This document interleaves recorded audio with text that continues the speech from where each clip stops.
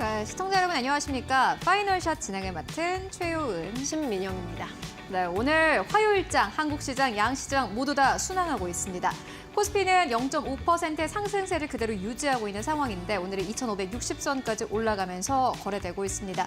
외국인들의 수급은 여전히 아쉽습니다. 오늘 시장에서도 코스피 안에서 2,500억 원 넘게 매도세 나타내고 있지만요.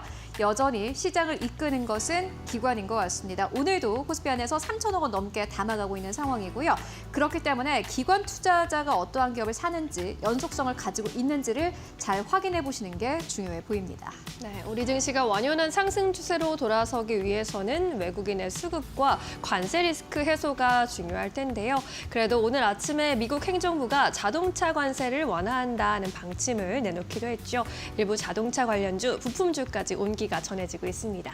오늘은 어떤 이슈에 주목해봐야 할지 저희와 함께 투자 전략 꼼꼼하게 세워보시죠.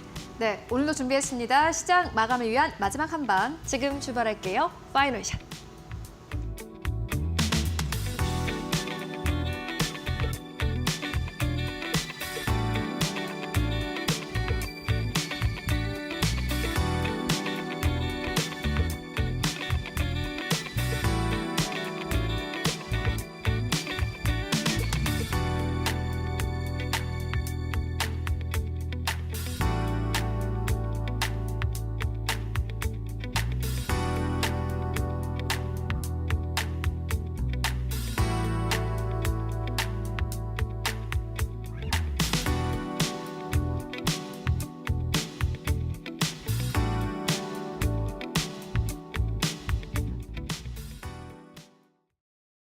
네, 오늘 한국시장, 양시장 모두 다 순항 중입니다.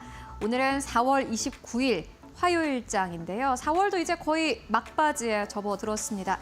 그리고 현지 시간, 미국 시간으로 4월 29일이 되면 트럼프 대통령이 취임한 지 100일이 됩니다.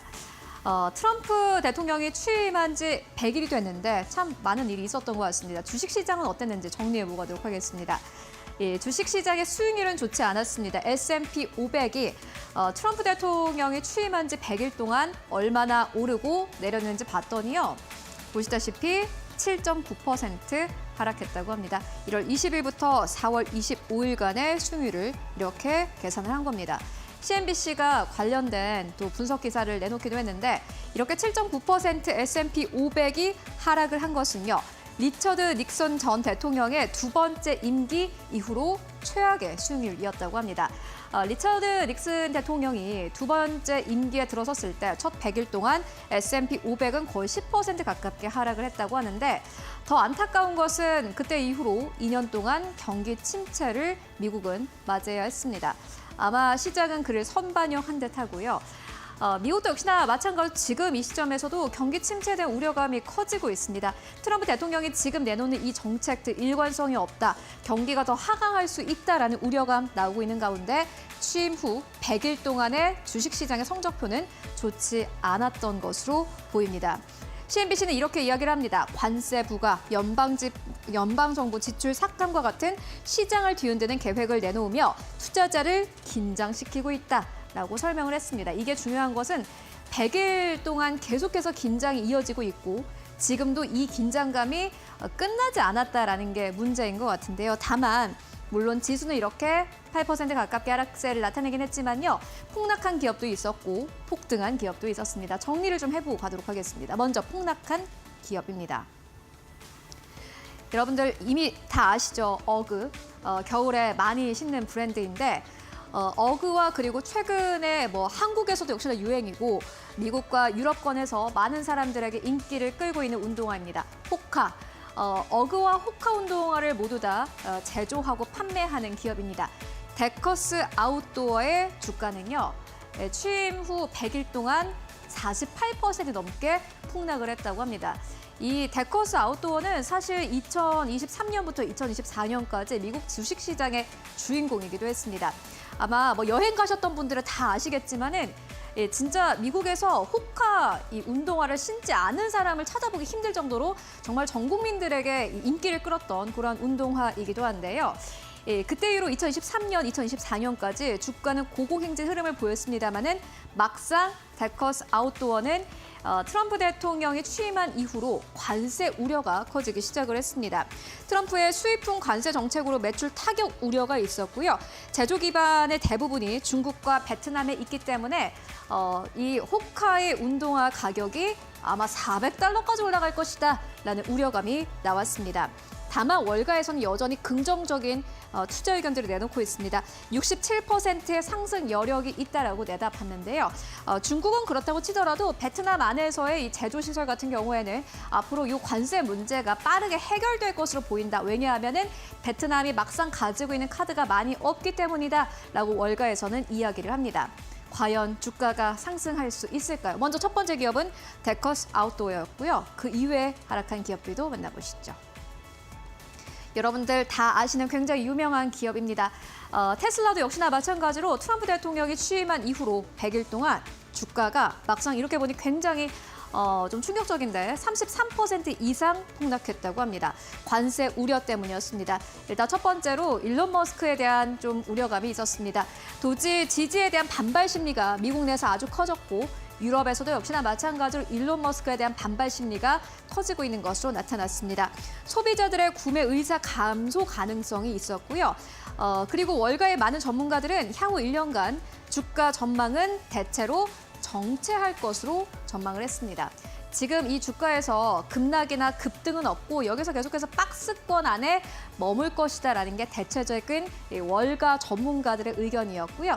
세 번째로 어떤 업종이 많이 하락하나 봤더니 보시다시피 항공주의 주가가 큰 폭으로 하락을 했습니다. 36% 이상 폭락을 했는데 대표적으로 델타 에어라인즈 그리고 유나이티드 에어라인즈가 있었습니다.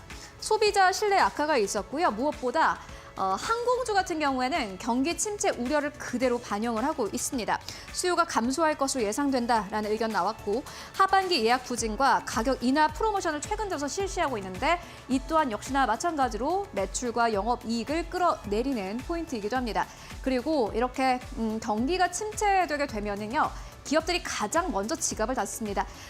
기업들이 지갑을 닫는다라는 것은 출장을 오고 가는 사람들이 적어진다라는 의미이고 이렇게 비즈니스석과 같은 수익성이 높은 고란석의 판매가 줄어들 것이다라는 우려감 나오고 있습니다. 하지만 월가에서는 향후 델타 에어라인즈 그리고 유나이티드 에어라인즈에 대해서 30% 이상의 반등 가능성을 보고 있는 상황입니다. 주가가 너무 많이 빠져서 밸류에이션이 낮다라는 게 이유였습니다. 일단 이렇게 많이 폭락한 기업들도 있었지만요. 물론 굉장히 수익률이 좋은 기업들도 있었습니다. 이어서 정리해보고 가시죠.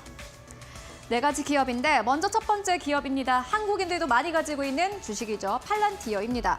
팔란티어 같은 경우에는 주가가 57% 이상 급등을 했다고 하고요. 국방기술 관련 사업을 영위하고 있는 그러한 기업인데 도지와 긍정적인 연관성이 기대가 되고 있습니다. 그렇다면 월가에서는 어떻게 전망하나 봤더니 약간 신중합니다. 향한 1년간 약 18%의 하락할 가능성을 내다보고 있는 상황이고요. 두 번째로는 넷플릭스입니다. 아마 한국과 거의 비슷하게 움직이고 있는 것 같은데 한국에서 K-팝, 엔터 그리고 컨텐츠주가 잘 올라가는 것도 아마 이 영향 때문이겠죠.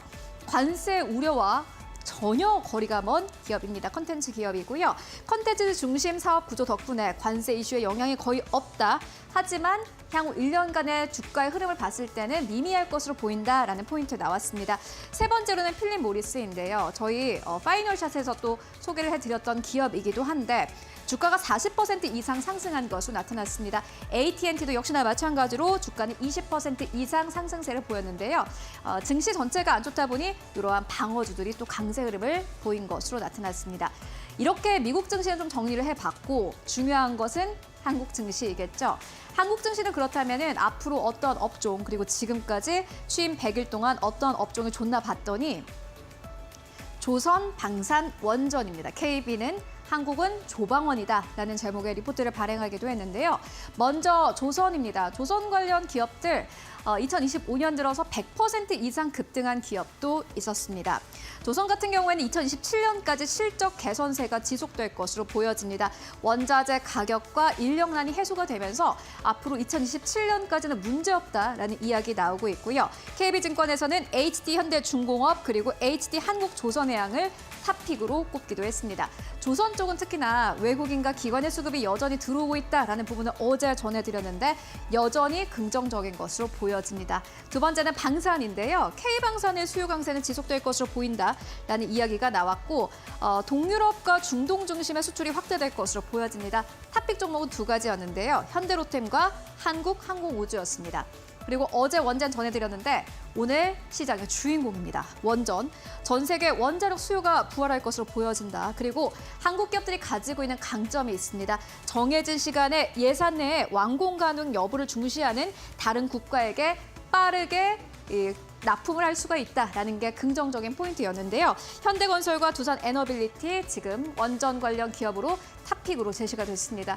특히나 오늘 시장에서 원전 관련주 급등세 나타내고 있는데 정말 조방원이 한국 시장의 주인공이 될 수 있을지 여러분들 함께 체크해 보시면 좋을 것 같습니다. 이렇게 오늘의 시그널 만나보고 왔고요. 그렇다면 오늘 시장에서 또 주목할 만한 헤드라인 어떤 것들이 있을까요? 이어서 신민영 앵커가 정리해 드립니다. 네, 오늘 우리 시장에서 업종 그리고 종목들 움직이고 있는 이슈들 살펴보도록 하겠습니다. 첫 번째 헤드라인부터 열어보겠습니다.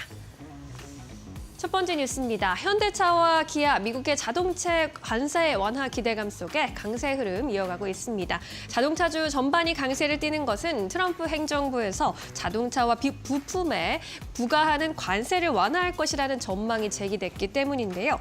월스트리트 저널에 따르면 트럼프 미국 대통령이 다른 관세와 중복 부과하지 않는 방식으로 자동차 관세를 완화하기로 보도했습니다. 자동차 제조업체들이 철강, 알루미늄 등에 부과된 다른 관세를 추가로 납부하지 않게 될 것이라는 의미로 해석이 되고 있고요.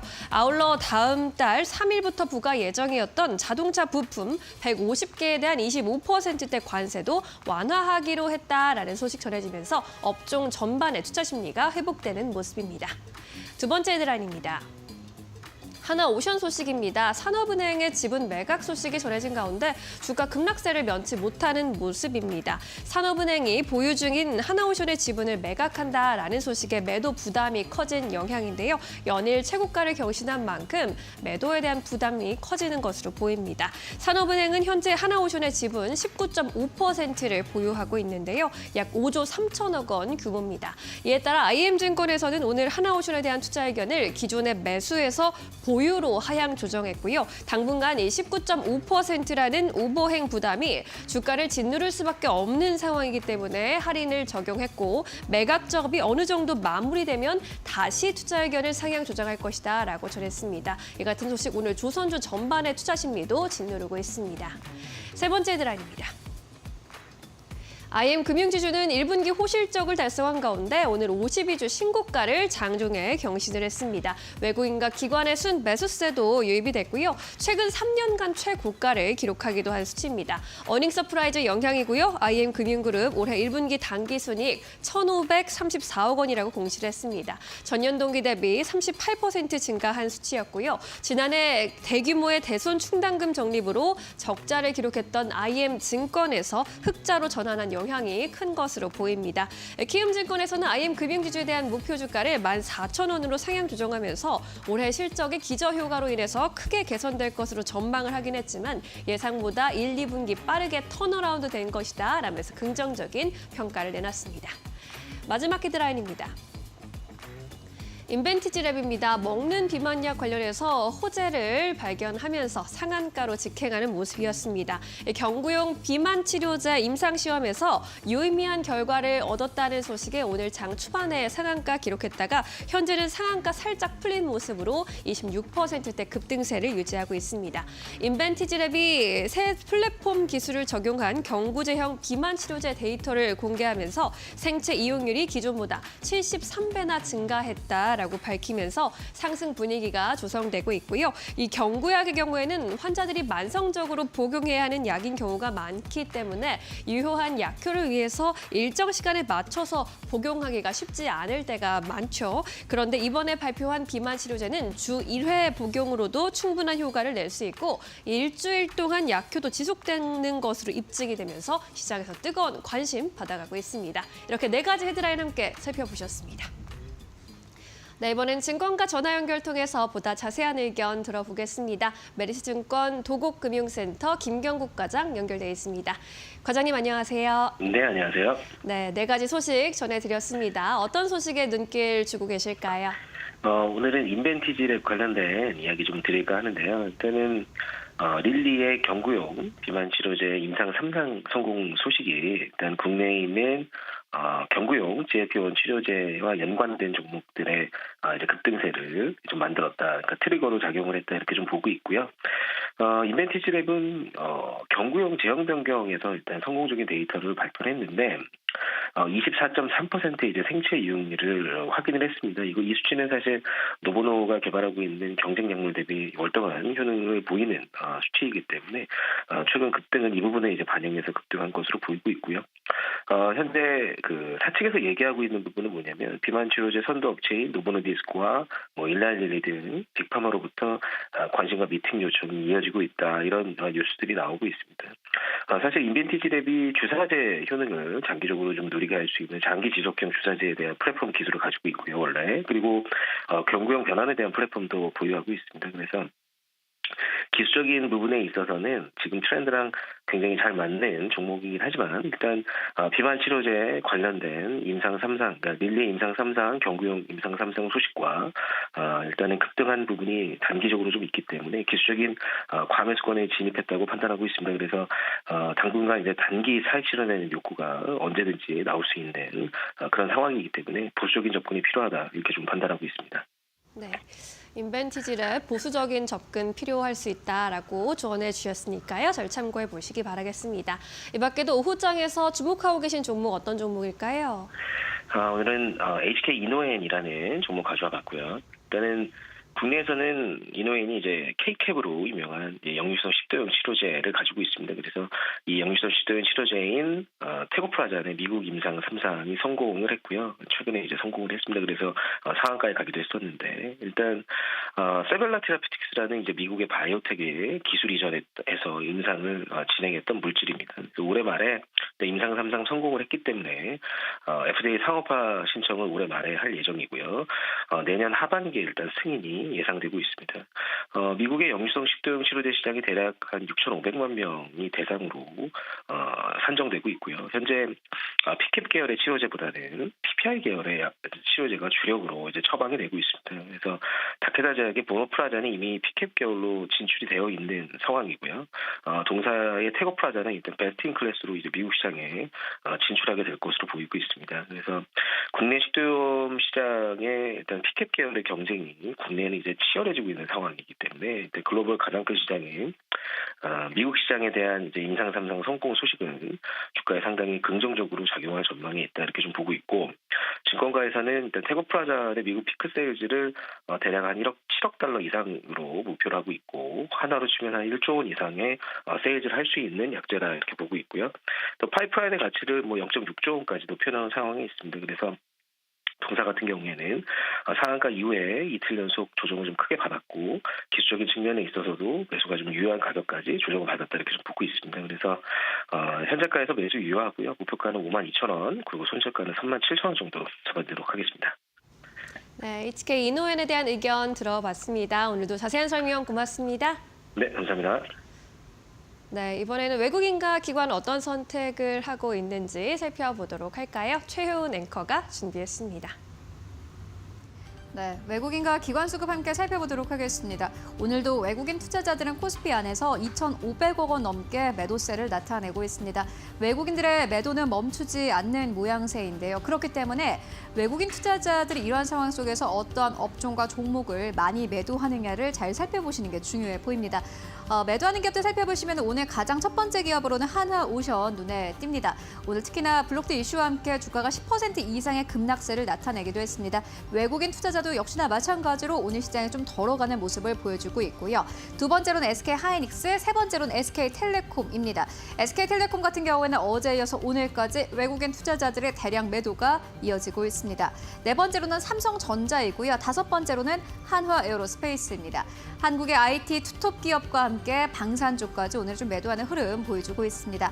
그렇다면 어떠한 기업을 매수하나 봤더니 역시나 오늘 시장의 주인공입니다. 전력 관련 쪽을 오늘 시장에서 아주 강력하게 매수하고 있는데요. 그중에서 호실적주로 불리는 HD 현대일렉트릭 가장 많이 매수하고 있습니다. 두 번째로는 LS 일렉트릭입니다. 어제 이어서 오늘까지 주가 두 자릿수 이상의 급등세 보이고 있습니다. 세 번째로는 셀트리온이고요. 외국인들의 오랜만에 매수가 들어오고 있는 기업이기도 합니다. 네 번째로는 HD 현대 미포인데 조선주라고 해서 모두 다 파는 것이 아니고요. 오늘 시장에서 선별적으로 지금까지 많이 오르지 않았던 기업들 중심으로 외국인들의 매수가 강력하게 들어오고 있습니다. 그리고 이 금융주 쪽으로도 오늘 시장에서 강력한 매수가 들어오고 있는 점이 특징적이라고 할 수 있겠습니다. 이어서 오늘 코스닥 안에서의 외국인 수급 만나보시죠. 네, 보시다시피 BHI를 가장 많이 매수합니다. 오늘 시장의 또 다른 주인공입니다. 원전주인데요. 특히나 오늘은 외국인과 기관 수급이 코스닥 안으로 모두 다 적극적으로 들어오고 있는 점이 특징적이라고 할 수 있겠습니다. 원전 같은 경우에는 오늘 시장에서 정체까지 엮이면서 강력한 상승 흐름을 나타내고 있고요.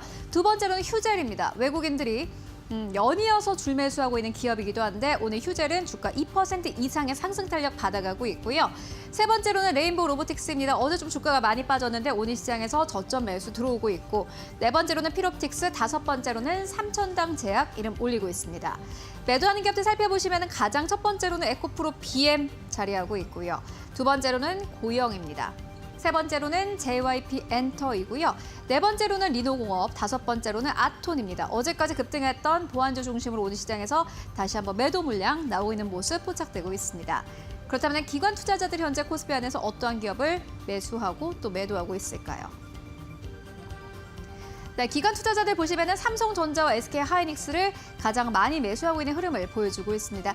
일단 오늘 코스피 시장 자체를 산다 이렇게 보시면 될 것 같습니다. 기관 투자자들은 오늘 코스피 안에서 3천억 원 넘게 매수세 나타내고 있는데 최근 일주일간의 흐름을 봤을 때 가장 많은 매수 흐름이기도 합니다. 세 번째로는 KB금융입니다. 금융주 중심으로도 오늘 시장 강력한 매수 들어오고 있고요. 네 번째로는 두산 에너빌리티입니다. 기관 투자자들 오늘 시장에서 원전주 쪽으로 아주 강력한 매수 들어오고 있습니다. 다섯 번째로는 신한지주 현재 이름 올리고 있고요. 매도하는 기업들 살펴보시면 가장 첫 번째로는 SK텔레콤입니다. 외국인과 기관의 쌍끌이 매도가 나오고 있는 상황이고 두 번째로는 한화에어로스페이스, 세 번째로는 현대로템, 네 번째로는 한화시스템, 다섯 번째로는 HMM 자리하고 있습니다.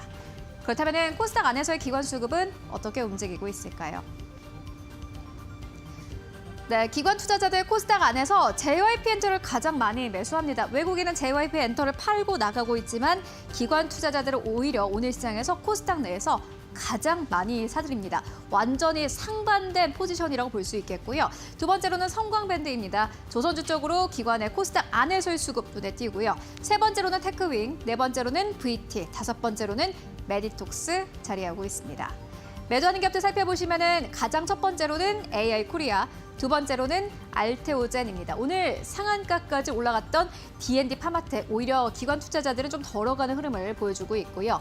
네 번째로는 코오롱 티슈젠입니다. 코오롱 티슈젠도 역시나 마찬가지로 최근 들어서 주가 흐름이 좋았는데 오늘 기관 투자자들은 덜어가는 흐름 보여주고 있고 마지막으로는 CJENM 자리하고 있는 상황입니다. 네, 지금까지 외국인 기관 수급 함께 살펴보고 왔습니다.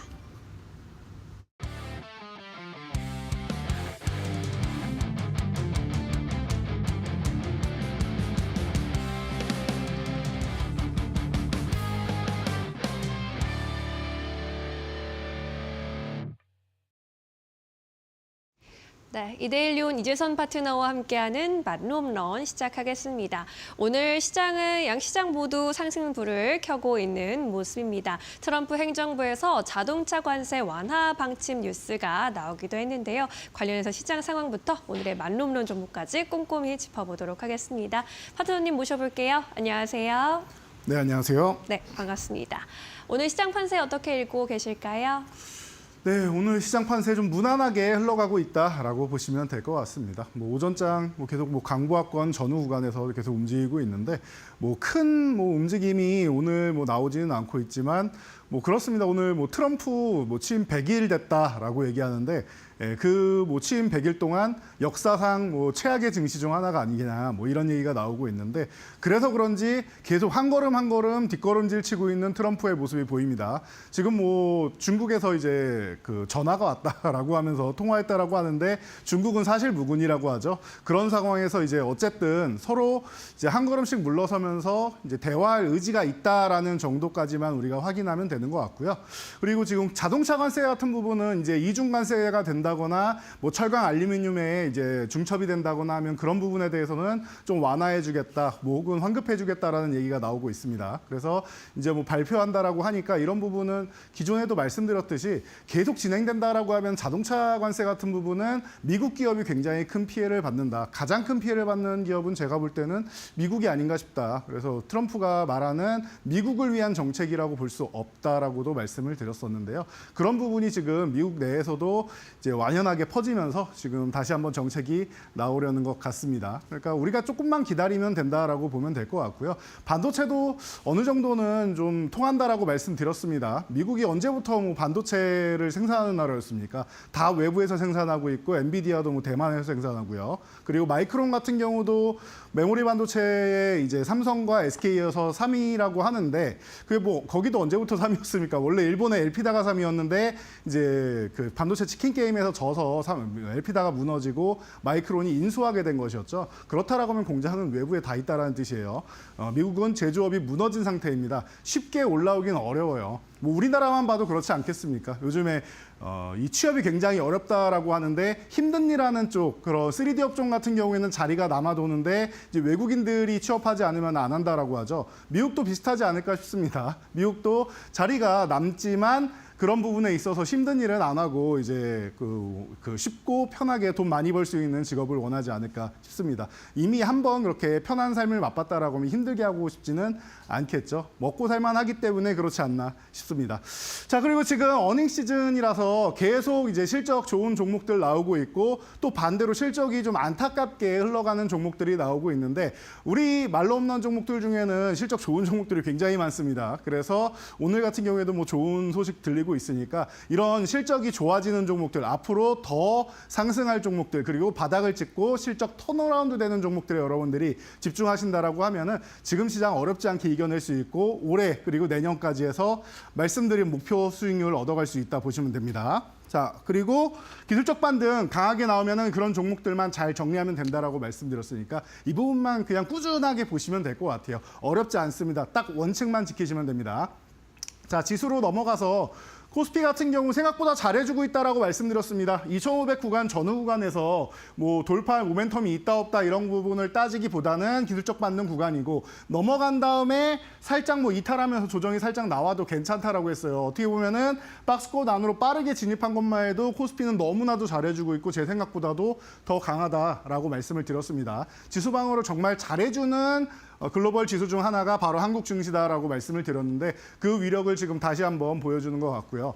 코스닥도 마찬가지입니다. 730은 그렇게 뭐 강한 저항은 아닙니다라고 말씀을 드렸는데 한 번 정도는 어제 살짝 저항받아서 밀렸는데 뭐 바이오주들 중심으로 좀 내려왔었죠. 그리고 다시 오늘은 이제 그 이 음봉 사이 안에서 움직이고 있는데 이번 주가 관건이 될 것 같습니다. 여기서 넘어갈지 아니면 여기서 조금 쉬다 갈지 관건이 되는데 뭐 크게 신경 쓰지 않아도 된다라는 거. 지금은 반등 구간이 잘 나오고 있고 우리나라 증시, 양대 증시 모두 양호하다라는 것만 여러분들이 알고 가시면 될 것 같습니다.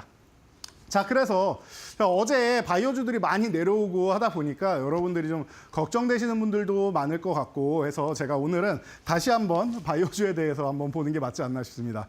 지금 인구 고령화 시대가 되면서 건강이 최고다라는 얘기가 나오고 있습니다. 그래서 이런 부분에 대해서 이제 뭐 과거부터 이제 항암 시장이나 이런 부분 우리가 정복하지 못한 질병들이 있죠. 이런 부분에 대해서 다시 이제 좋은 치료제들이 계속 뭐 이중항체라든지 아니면은 이제 ADC라든지 계속 뭐 여러 가지 플랫폼 쪽을 개발하면서 계속 좋은 구간을 만들기 위해서 노력을 하고 있는데 점점 수명은 조금씩 늘어나고 있는 이런 추세죠. 그래서 아직 정복은 못했지만 점점 더 뭐 완전 관해라든가 이런 사례들이 좀 나오고 있고 초기에 발견하면 좀 괜찮아진다라는 부분, 이런 부분을 여러분들이 본다라고 하면은 제가 볼 때는 초기에 발병하는 것들은 앞으로는 좀 빠르게 뭐 잘 해결할 수 있지 않을까라는 생각이 들고 있는데요.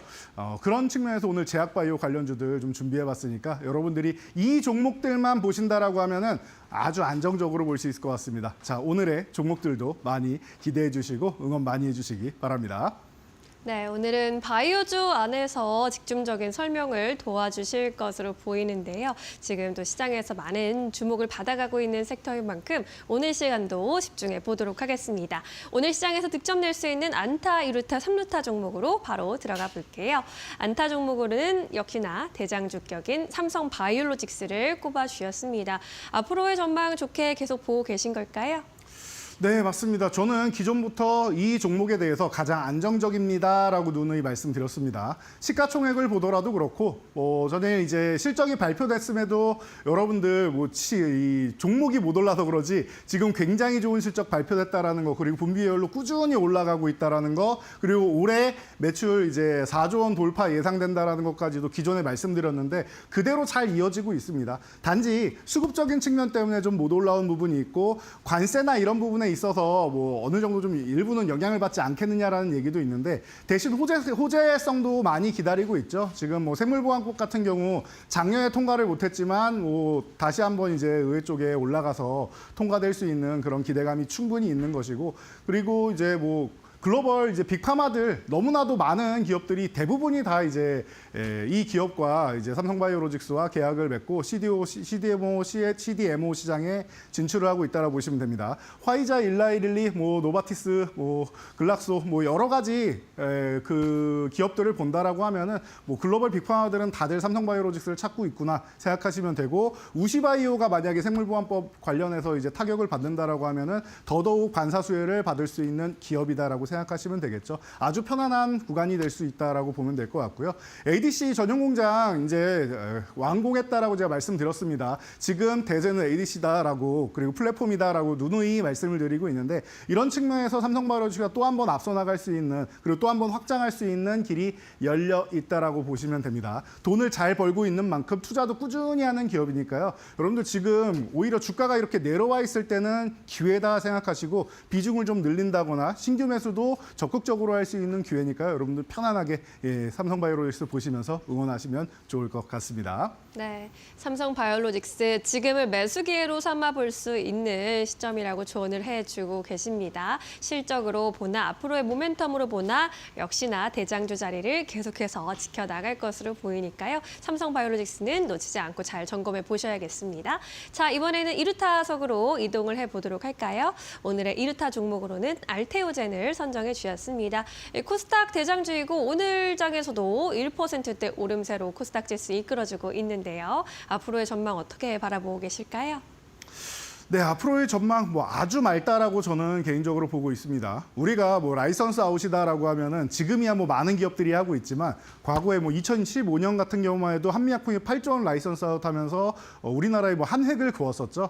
그에 거의 근접한 이제 7조 원대 라이선스 아웃을 이미 알테오젠이 보여주고 있습니다. 그리고 이제 시작에 불과하다라는 거 여러분도 충분히 알고 계실 겁니다. 그래서 이제 뭐 키트루다의 이제 이 문제가 계속 이제 할로자임하고 분쟁이 계속 나오고 있는데, 이런 부분이 뭐 일단락 됐다라고 얘기했음에도 불구하고 할로자임이 계속 이제 출시를 조금이라도 늦추기 위해서 열심히 부단히 노력하는 것 같은데, 노이즈는 만들고 있지만 이런 부분에 있어서는 뭐 알아서 이제 잘 먹다가 해결하지 않을까 싶으니까요. 그런 부분에 대해서 너무 걱정하시기보다는 오히려 노이즈에서 내려왔을 때, 제가 2루타 종목은 우리 트레이딩하기 딱 좋다라고 말씀을 드렸죠. 작전 수행 능력이 굉장히 좋은 2루타 종목이니까 여러분들이 중간중간에 이슈가 나올 때마다, 오늘도 1% 상승하고 있는 거 기분이 좋지만 아마 1%는 비교도 안 되는 부자릿수 상승률도 자주 나오는 종목이니까 코스닥 대장주였음에도 불구하고 이 종목이 그렇게 탄력이 좋다라는 거 모두 다 알고 있는 사실입니다. 편안하게 보시면서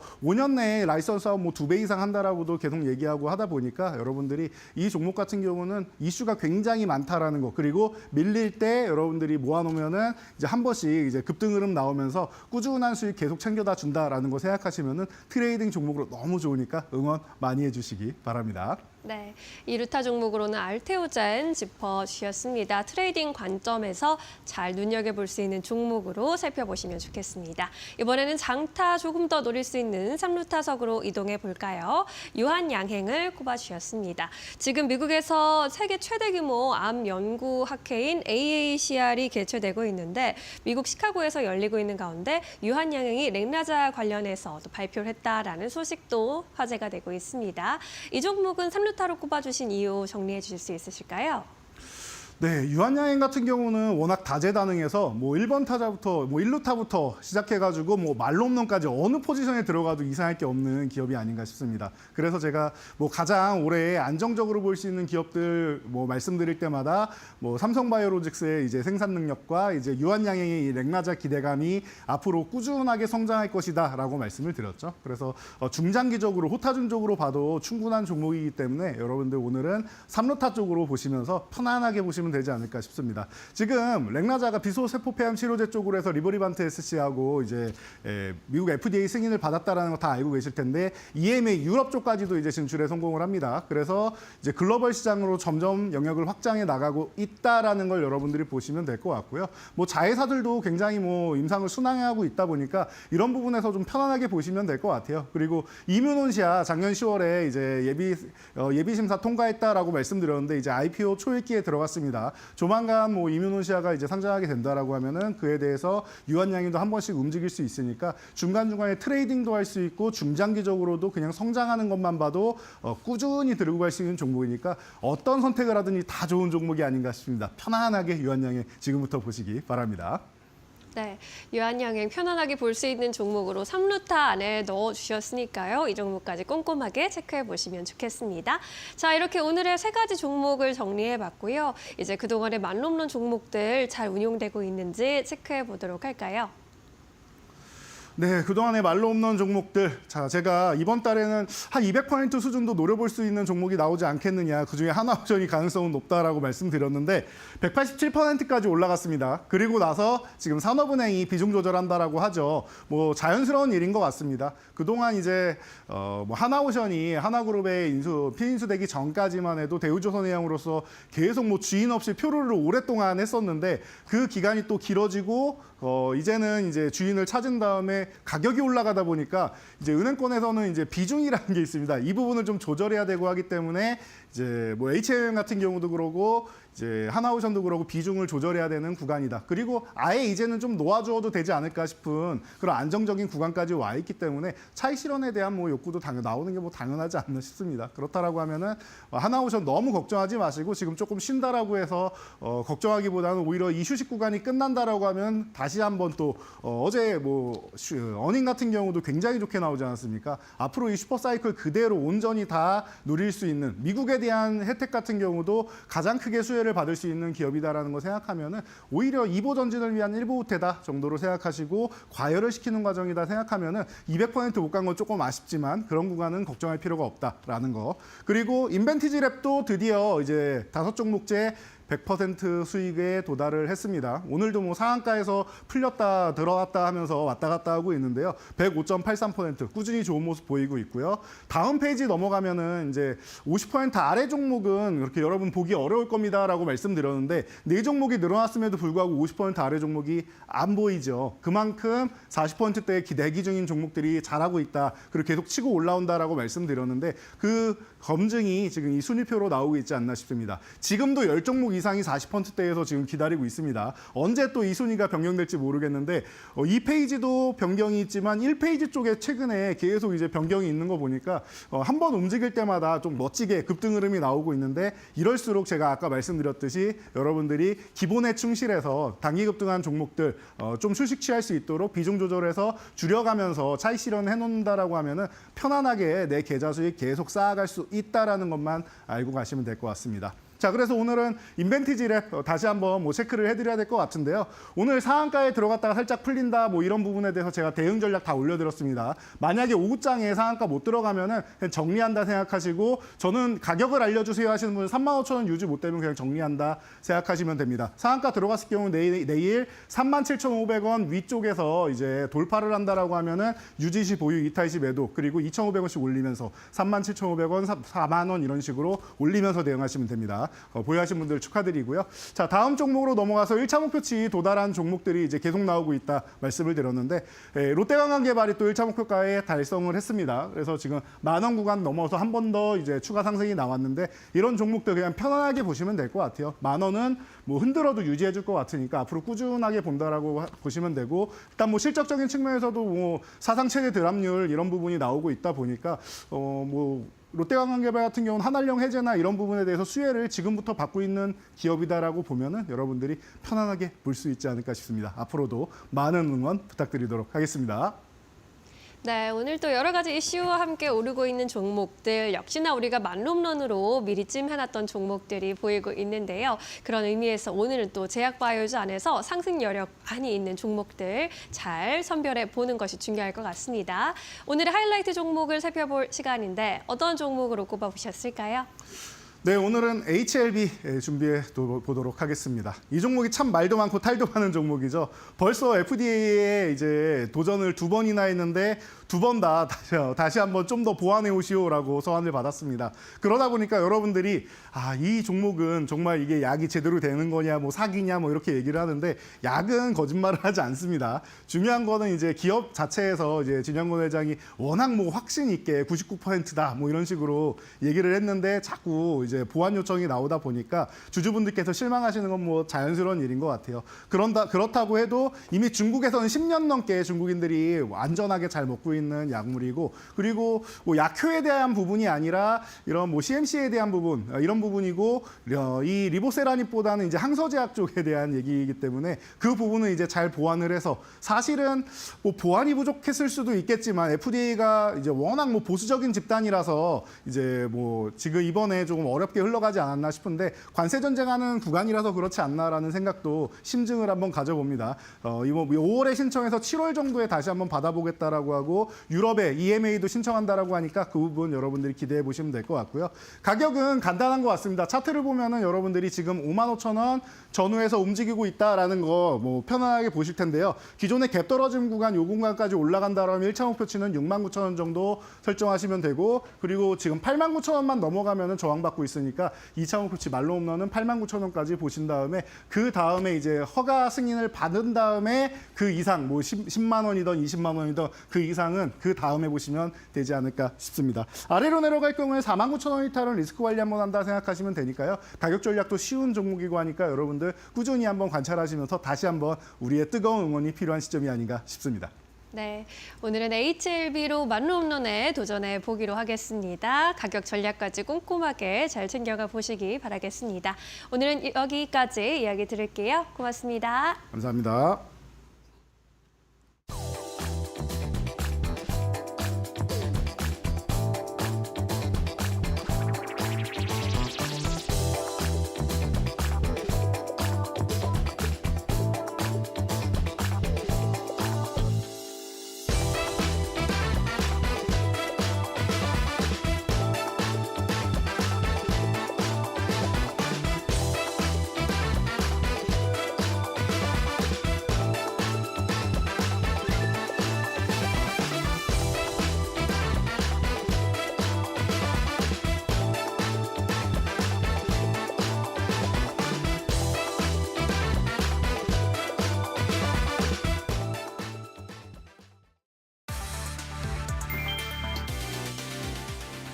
중국의 AI 산업을 누르려던 미국의 규제가 아이러니하게도 중국 AI 산업 성장의 촉매제가 됐다. 화웨이는 자체 개발 중인 최신 AI 칩 어센드 910D를 앞세워 엔비디아의 간판 모델 H100을 넘어설 채비를 서두르고 있다. 2022년 미국은 엔비디아의 고성능 GPU를 비롯한 첨단 반도체 수출을 끌어막으며 중국의 AI 연구를 옥죄려 했다.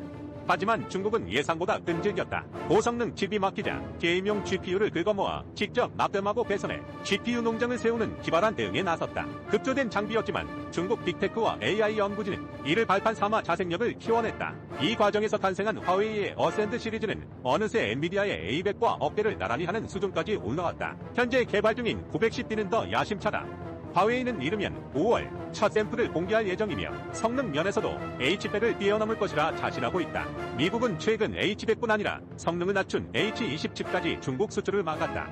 하지만 이미 중국 내부에서는 화웨이산 칩 수요가 들끓고 있다. 미국의 봉쇄가 중국 반도체 산업의 폭주를 부른 셈이다. 막으려던 규제가 오히려 경쟁자를 키워냈다. 그리고 지금 화웨이는 엔비디아를 향해 거침없이 속도를 높이고 있다.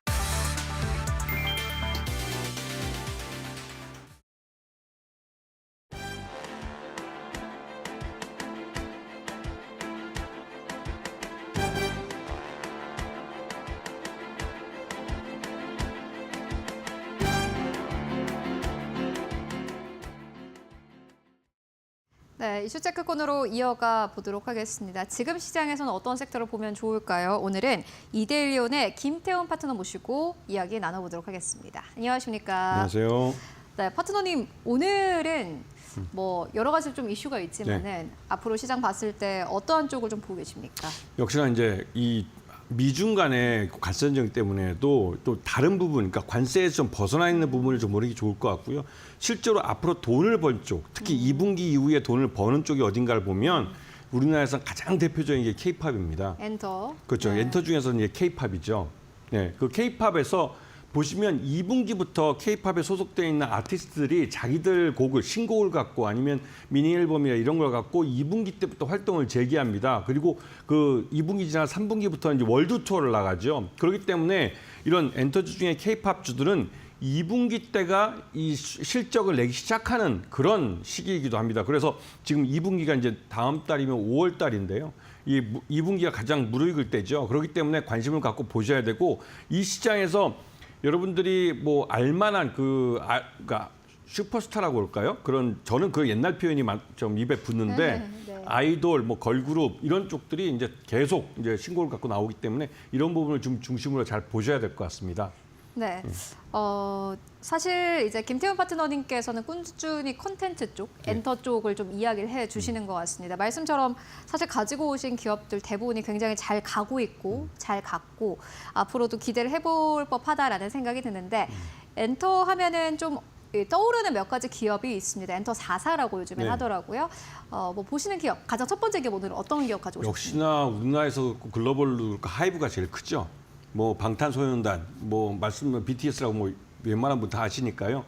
이 BTS가 소속돼 있는 하이브가 지난 그 BTS 멤버들이 군대에 가 있는 동안 실적을 꾸준히 내면서 이 BTS가 그러니까 이 방탄소년단이 없는 하이브가 실적을 낼 수 있다는 것을 숫자로 보여줬습니다. 그러면서 이 하이브의 실적이 꽤 괜찮은 모습을 보여서 그러니까 BTS가 군대를 가면서 주가가 폭락한 이후에 하이브가 BTS 없이 실적을 내는 걸 보여주면서 주가가 많이 올랐죠. 그러면서 하이브의 실적이 이제 실제 앞으로도 좋아질 수 있다. 왜냐하면 올 하반기에 BTS가 완전체로 복귀를 할 것이고 지금 군대에서 제대한 이 친구들이 한 명씩 개인 활동을 하고 있습니다. 지금 제이홉 같은 경우는 월드 투어를 하면서 그 굉장히 큰 인기몰이를 하고 있고요.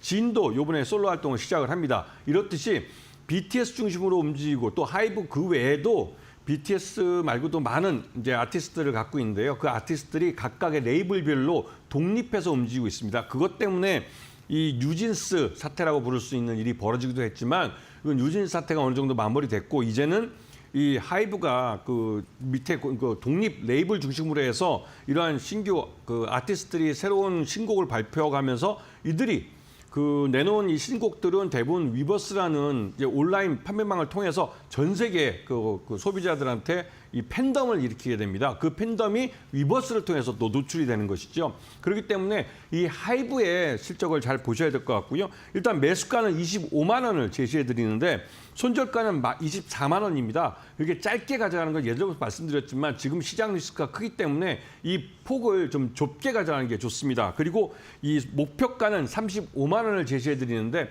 지금 하이브에 대한 증권회사들의 목표 주가가 일종의 랠리를 펼치고 있습니다. 그만큼 올 연말에 이 BTS의 완전체 복귀에 대한 든든한 백이 뒤에서 버티고 있기 때문에 지금이 하이브가 가장 싸게 살 때라는 인식이 있기 때문에 그렇습니다.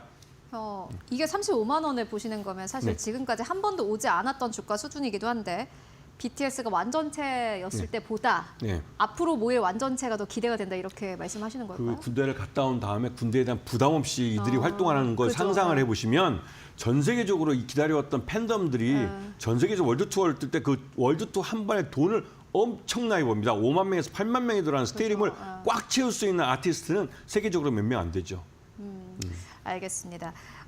BTS가 소속되어 있는 하이브 좀 정리를 해보도록 하겠습니다. 오늘 시장에서 1.4%의 상승세 25만 2천 원대에서 거래가 되고 있는 상황인데 다만 손절가 좀 짧게 잡아주셨습니다. 24만 원대 손절가 잡아주셨고요. 아마 시장이 좀 변동성이 크다 보니 지금 시장에서는 짧게 좀 매매하고 다만 목표가는 좀 35만 원대까지 아직까지 오지 않았던 주가 수준까지 본다라는 의견으로 정리해보고 가도록 하겠습니다.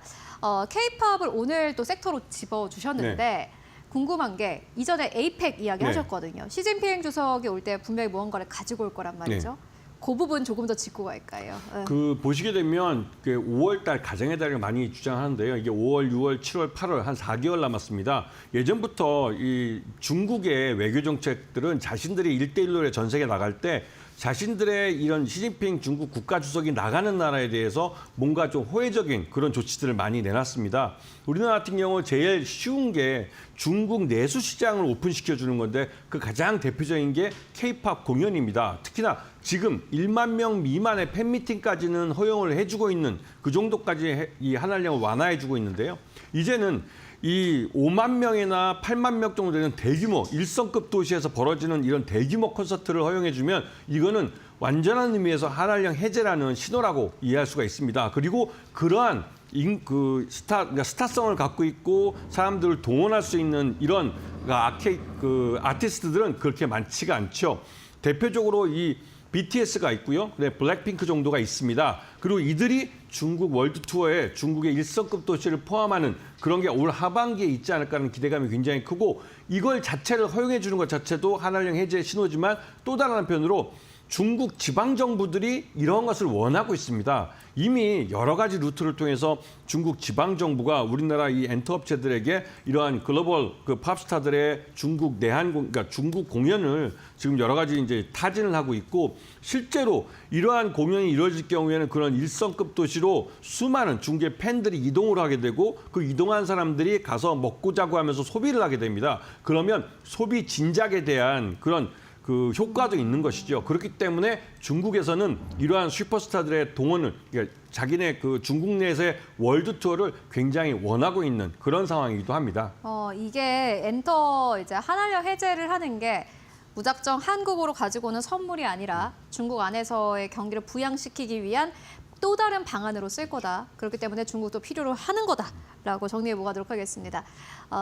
앞서서 하이브 만나보고 왔고 이제 또 기업 이야기로 다시 돌아가 볼 텐데 또 어떠한 기업 보고 계십니까? 이제 하이보다는 좀 작지만 그런 알찬 업체가 있는데요. 그 큐브엔터라는 업체입니다. 이 큐브엔터가 작년까지는 화장품 회사의 계열사였기 때문에 이 갖고 있는 매출 중에 좀 큰 부분이 그런 이 아티스트를 동원한 화장품 판매였습니다. 그런데 올해부터는 이 화장품 회사가 최대주에서 개인으로 바뀝니다. 그 그러니까 이 그룹 큐브엔터가 속해 있는 이 그룹 전체의 최대주가 개인적으로 큐브엔터의 주식을 다 편입을 했고 자신이 보유하고 있던 이 주식, 그러니까 화장품 회사와 수합을 했습니다. 그리고 큐브엔터는 여전히 그 V 갑자기 이름이 기억이 안 나는데 그 회사에 네. 그 12% 정도 지분을 갖고 있습니다. 그러면서 이 지분도 역시나 경영권과 상관이 없는 지분이기 때문에 즉시 매각이 가능하죠. 그리고 큐브엔터에 대해서 가장 메인 그 IP인 여자아이들이 작년 연말에 그 팀 전체 멤버가 모두 재계약에 성공했습니다. 그러면서 굉장히 안정적인 모습을 꾸려가고 있고 그리고 이러한 여자아이들이 중국에서 이 어느 정도 인지도를 갖고 있고 인기를 갖고 있는 건 이 여자아이들의 멤버 중에 중국인 멤버인 우기라는 그 멤버가 여전히 중국에서 개인 활동을 하고 있고 그걸 통해서 여자아이들이라는 이 메인 IP에 대한 인지도가 중국에서 굉장히 많이 올라가 있습니다. 그렇기 때문에 이 그 큐브엔터는 여자아이들의 중국 공연을 지금 여러 가지 이제 타진을 하고 있고 실제로 이 여자아이들이 5만 명이 동원될 수 있는 그런 스튜디오에서 그러니까 이런 그 글로벌 단위의 이런 공연을 할 수 있을지 이거는 좀 일종의 도전 의식이 필요해 보이는 부분이고요. 그리고 무엇보다도 카카오엔터가 여기랑 1,300억 규모의 계약을 맺었습니다. 이 음반 유통 계약을 맺은 것이고요. 그리고 또 한 가지 좋은 점은 1년차 신인 나우어데이즈가 활동을 활발하게 하고 있는데 이 큐브엔터 같은 이런 엔터업체가 이 젊은, 그러니까 계약한 지 1년 되고 데뷔한 지 1년밖에 안 된 이런 신인 배우가, 신인 아티스트가 많이 활동할수록 수익이 많이 남습니다. 이런 면을 잘 보셔야 될 것 같고요. 이 큐브엔터 같은 경우 매수가 18,500원, 목표가 28,000원 제시해드리고 역시나 이 그 손절매 가격은 한 1,000원 정도 가격을 둔 17,500원 정도를 제시해드리겠습니다. 지금보다 좀 낮은 가격을 매수가로 보고 계십니다. 오늘 시장 19,000원에서 거래가 되고 있는데 늘 말씀해 주시지만은 분할로 매수하는 게 맞다. 그리고 시장의 변동성이 커지고 있으니 손절가 짧게 잡자라는 의견을 정리해 보고 가도록 하겠습니다. 큐브엔터까지 만나보고 왔고 다양하게 만나보는 것 같아요. 뭐 원래는 사실 큰 기업에 대한 투자 의견들이 많이 나오길 나름인데 보니까는 좀 작은 기업도 보고 계신 것 같고 또 보시는 기업 있으십니까? 그 디어유 같은 경우는 이거는 이제 그 모바일 어플리케이션 쪽인데요. 이게 이제 그 좀 특이한 업종이긴 합니다. 전 세계적으로 이 스타 아티스트와 개인 그 팬덤을 갖고 있는 이런 그 팬들이 1대1로 온라인에서 만나서 대화를 하는 그게 좀 특이한 건데요. 그래서 이 주요 서비스가 디어유 버블이라는 겁니다. 이게 그 말 그대로 이제 이 팬덤을 키워가는 하나의 통로이자 하나의 방법이기도 하고 이런 면에서 디어유를 통해서 이 JYP 엔터도 그렇고 SM도 그렇고 자신들의 아티스트를 그 주요 이런 팬들에게 런칭도 하고 또 여러 가지 사생활도 보여주면서 이런 팬덤을 키워가고 그러면서 통해서 자연스럽게 또 음반이나 음원을 계속 소비시키는 이런 쪽으로 움직이고 있고 이 디어유는 중국 최대 음악 플랫폼인 텐센트 뮤직하고도 이 사업 협력을 해서 올 상반기 중에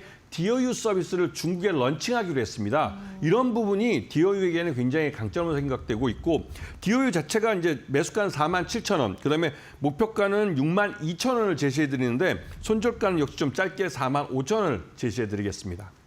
디어유까지 만나보고 왔습니다. 디어유가 사실 증권사에서 탑픽으로 가장 많이 제시되는 기업이기도 합니다. 오늘 보니까는 46,000원대, 매수가를 47,000원대 가지고 오셨는데 지금 매수 시점이라고 보시는 거죠? 이거 밑으로 분할해서 하는 것이 훨씬 더 그 매수가를 낮추면서 매수 수량을 늘려가는 게 목적이기 때문에 여기에 맞춰서 하셔야 되는 겁니다. 네, 알겠습니다. 디어유 만나보고 왔고 보니까는 이게 수급이 굉장히 좋아요. 외국인들이 15거래일 동안 보유율이 2%대에서 4%대까지 올라왔다가 어제 좀 팔면서 약간 좀 떨어지긴 했는데 디어유 앞으로 중국 쪽에서의 매출이 크게 발생할 거다라는 의견까지 함께 듣고 왔습니다. 참고해 보시면 좋을 것 같습니다. 지금까지 김태훈 파트너와 함께 이야기 나눠봤습니다. 말씀 고맙습니다. 고맙습니다.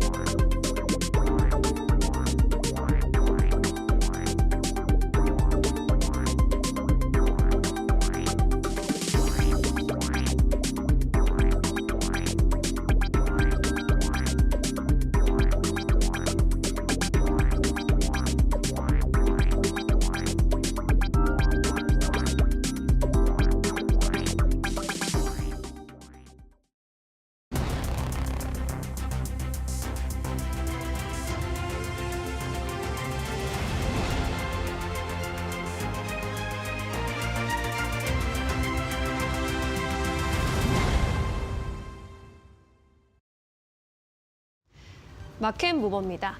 국내 증시 화장품 업종에 모처럼 활기가 돌고 있습니다. 화장품 섹터는 전통적으로 2분기가 성수기로 꼽히기도 하는데요. 자외선 차단제를 중심으로 계절적인 수요가 늘어나기 때문이죠. 미국에서는 한국산 선크림의 사재기 현상도 심화되고 있다고 하는데 화장품 섹터의 상승 요인들 먼저 짚어보도록 하겠습니다. 단기적인 모멘텀을 넘어서 이제는 구조적인 변화 국면에 진입했다라는 평가를 받아가고 있는데요. 수출 시장이 다변화하고 있고 계절적인 수요가 회복하고 있는 데다가 1분기 실적의 가시화 등 복합적인 요인이 작용하면서 실적 성장을 이끌어주고 있는 것으로 파악이 되고 있습니다. 이러한 가운데 증권가에서는 중장기적으로 수출 구조 전환에 민감하게 반응할 수 있는 종목을 선별적으로 바라봐야 한다라고 조언을 하고 있는데요. 구체적으로는 해외 수출 비중이 높은 기업, 그리고 선케어 중심으로 고성장 제품 라인을 보유하고 있는 기업, 마지막으로 실적 가시화가 확인된 유통 및 ODM 업체에 주목해야 한다라는 조언이 나옵니다. 그리고 유럽 시장을 바라봐야 한다라는 이야기도 나오는데요. 미국과 중국 시장이 여러 가지 리스크로 좀 다운사이드를 걷고 있는 반면에 유럽 시장이 글로벌 거점으로 급부상하고 있다라는 설명입니다. 특히나 프랑스 세포라의 경우에는 이 홈페이지에 K-뷰티 탭을 따로 마련해서 카테고리를 형성하는 등 K-뷰티 판매에 집중하는 모습도 이렇게 나타나고 있습니다. 그렇다면 우리가 화장품 섹터 안에서 어떤 종목에 좀 집중해 보는 것이 좋을까요? 일단 유안타증권에서는 실리콘2를 탑픽 종목으로 꼽고 있습니다. 세 가지 근거가 있다라고 했는데요. 유럽 내 소비 심리 위축에도 K-뷰티의 수요가 견조하게 유지되고 있다라는 점 첫 번째 포인트로 꼽았습니다. 그리고 고물가 시대의 가성비 선호와 러시아, 우크라이나의 전쟁 완화에 대한 기대감이 K-뷰티의 가격, 효능 경쟁력을 부각시키면서 침투력을 높이는 환경이 조성되고 있다라는 점을 짚었고요. 마지막으로는 유럽의 물류 거점을 확보하고 있고 리테일 채널 확장, 고마진 구조 형성 등 실질적인 성장 인프라가 구축되고 있는 전략 시장으로 볼 수 있다라는 의견을 제시했습니다. 유럽 시장에 집중해서 바라봐야 한다라는 의견이었고요. 이에 따라 목표 주가를 42,000원에서 49,000원까지 상향 조정하는 리포트를 최근에 내놓았습니다. LG 생활건강에 대해서도 이제 모처럼 긍정적인 의견들이 줄을 이어서 나오고 있습니다. 하나증권에서 목표 주가 상향 리포트 제시하고 있는데요. LG 생활건강의 구조적인 변화 방향을 명확히 보여준 이번 1분기 실적이라면서 1분기 실적 긍정적으로 평가를 했습니다. 실제로 낮았던 기대치이긴 하지만 기대치를 모든 분야에서 웃도는 성과를 보여주기도 했는데요. 신성장 채널의 고성장, 비중국의 두 자릿수 성장이 시작되는 데다가 중국의 흑자 전환 등이 주목할 부분이다라고 평가를 했고요. 특히나 중국이 수익성 중심으로 비중국은 확장하는 방향으로 손익 개선과 중장기 성장 동력 확보가 동반될 것이다라는 전망을 제시했습니다. 목표 주가 42만 원까지 끌어올리기도 했습니다. 이제 화장품 업종 내에서는 글로벌 채널을 잡는 기업의 실적과 주가 두 마리 토끼를 모두 잡을 것으로 보이는데요. 2분기 본격적인 성수기에 진입해 있는 만큼 실적에 대한 분석과 함께 옥석을 잘 갈아보시는 것도 좋겠습니다. 마켓무버 함께 하셨습니다. 네, 이어서 오늘 시장에서 핫한 이슈와 종목들을 함께 이야기 나눠보도록 하겠습니다. 오늘도 함께 해볼 텐데요. 지신포의 박근호 이사 모시고 이야기 나눠보도록 하겠습니다. 안녕하십니까? 안녕하십니까? 네, 오늘도 시장 이야기 좀 해보도록 하겠습니다. 오늘은 보니까는 지수는 방향성 자체는 상승, 코스피가 0.5% 가깝게 상승, 그리고 코스닥이 1% 가깝게 상승 나오는데 수급을 좀 잘 보셔야 될 것 같아요. 코스피 안에서는 기관 수급이 압도적이고 코스닥 안에서는 외국인들의 수급도 들어오고 있습니다. 이런 시장 상황 속에서 오늘 어떠한 이야기 나눠보면 좋을까요? 지금 바로 주제 공개해 보도록 하겠습니다. 네, 오늘 주제를 고를 때 참 많은 고민을 했습니다.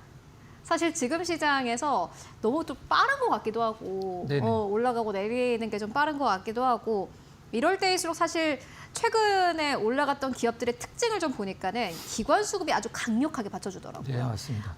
그리고 최근 동안 이제 기관이 어떠한 업종을 사나 봤더니 금융사 쪽, 은행 4사, 특히나 긍정적인 실적도 냈고요. 그 이외에 지방금융 같은 경우는 IM금융이 오늘 보니까는 신고가 경신하기도 했고 앞으로 전망 그리고 탑픽 있으신지 질문 드리도록 하겠습니다. 일단 지금 금융사들이 왜 이제 기관 수급 거기다가 이제 종목별로 외국인 수급까지 플러스 알파로 굉장히 강력하게 붙는지를 좀 알고 말씀 좀 드려야 될 것 같은데, 우리가 보통 뭐 은행주들 얘기를 할 때 뭐 금리가 올라가면은 사실 뭐 예대 마진이 좋아지면서 수익이 많이 난다가 이제 우리가 이제 교과서에서 배우는 그런 어떤 이론이긴 한데, 최근에 금리 인하 시기인 건 맞죠? 금리 인하 시기에서 과연 은행들이 이 이자 수입이 이제 주 수입이니까 어떻게 방어를 하고 있는지를 잠깐 좀 설명을 드리면, 사실 금리 인하는 올해서부터 시작된 게 아니라 이제 작년서부터 이제 시작을 했기 때문에 올해 근데 1분기에 은행들이 최대 실적을 올렸다라는 것은 어떻게 보면 좀 이론과 좀 약간 괴리가 있는 좀 아이러니한 부분이긴 한데, 제가 좀 설명을 드려보도록 하겠습니다. 일단 금리를 인하를 하면 실질적으로 그 예금 금리도 내려가고 대출 금리도 내려가는 건 맞죠. 내려가는 건 맞는데, 예금 금리가 내려가는 속도보다 대출 금리가 내려가는 속도가 느리기 때문에 우리가 흔히 얘기하는 이 님이라고 표현하는 그 이자 예대 마진 폭이 굉장히 커지거든요. 그것 때문에 일단 1분기의 수익이 은행권에서 굉장히 좋았던 걸로 예상을 하고 있고, 그다음에 정부에서 좀 집값을 잡으려고 이제 그 대출에 대한 제한을 좀 많이 걸었어요. 규제를 많이 하면서 은행에서는 어떻게 대응을 하냐면 가상금리를 굉장히 크게 잡아갑니다. 이제 가상금리라는 것은 이제 똑같은 금리가 아니라 뭐 어떤 신용도에 따라서 아니면 담보물에 따라서 이제 플러스 알파로 붙는 게 이제 가상금리인데, 그 가상금리가 실질적으로 굉장히 큰 폭의 어떤 금융사들, 은행들의 이익 성장에 큰 도움이 됐다고 보시면 될 것 같고요.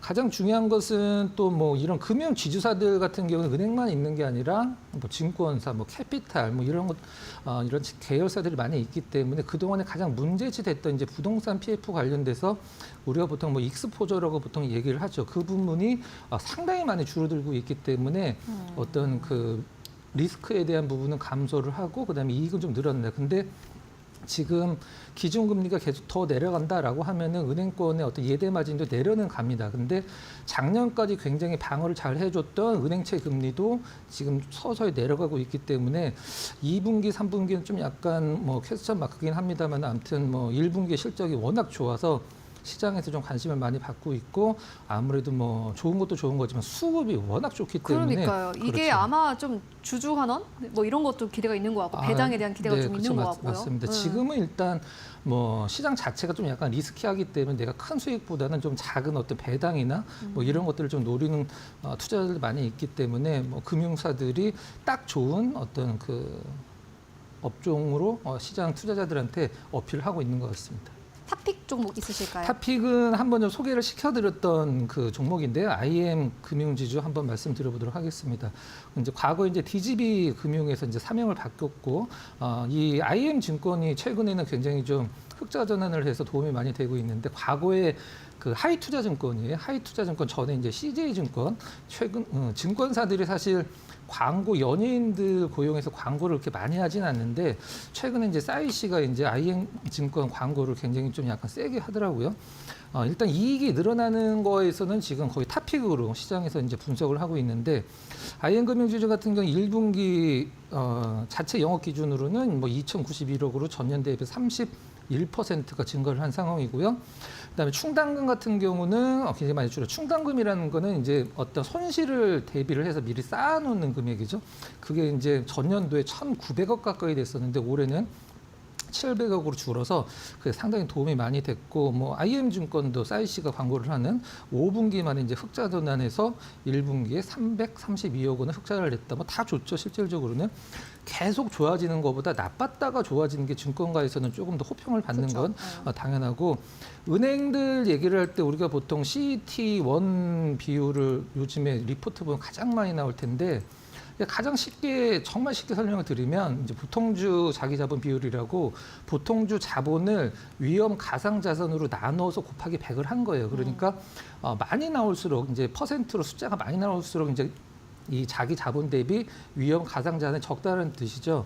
국제결제은행 우리가 보통 많이 듣는 BIS에서 4% 이상만 좀 맞춰라라고 얘기를 하고 있는데, 국내에서는 굉장히 이게 좀 까다로워서 12% 이상으로 맞춰야 되는데, IN금융은 이번에 12%를 맞췄고 보통 우리가 5대 그 시중은행이라고 얘기를 하는 국민, 신한, NH, 하나, 우리 요 5개 시중은행은 작년 대비해서 올해 이 CET1 비율이 내려갔어요. 근데 이게 뭐 은행이 뭐 잘못하거나 그래서 내려간 게 아니라 이제 외국에 이제 대출 같은 걸 해줄 때 환율이 보통 이렇게 환율에 따라서 이렇게 움직이거든요. 그러니까 환율이 1,300원일 때 빌려준 것과 요게 이제 1,300원, 1,400원이 되면 가만히 앉아 있어서도 이 대출이 늘어난 효과가 있기 때문에 대출도 이제 위험 자산으로 꼽히기 때문에 좀 시중은행은 CET1 비율이 좀 내려가고 있는 상황이고 우리 IN 금융지주는 이번에 이제 12% 이상 올라와서 그 부분이 시장에서 좀 약간 긍정적인 역할을 한 것 같고요.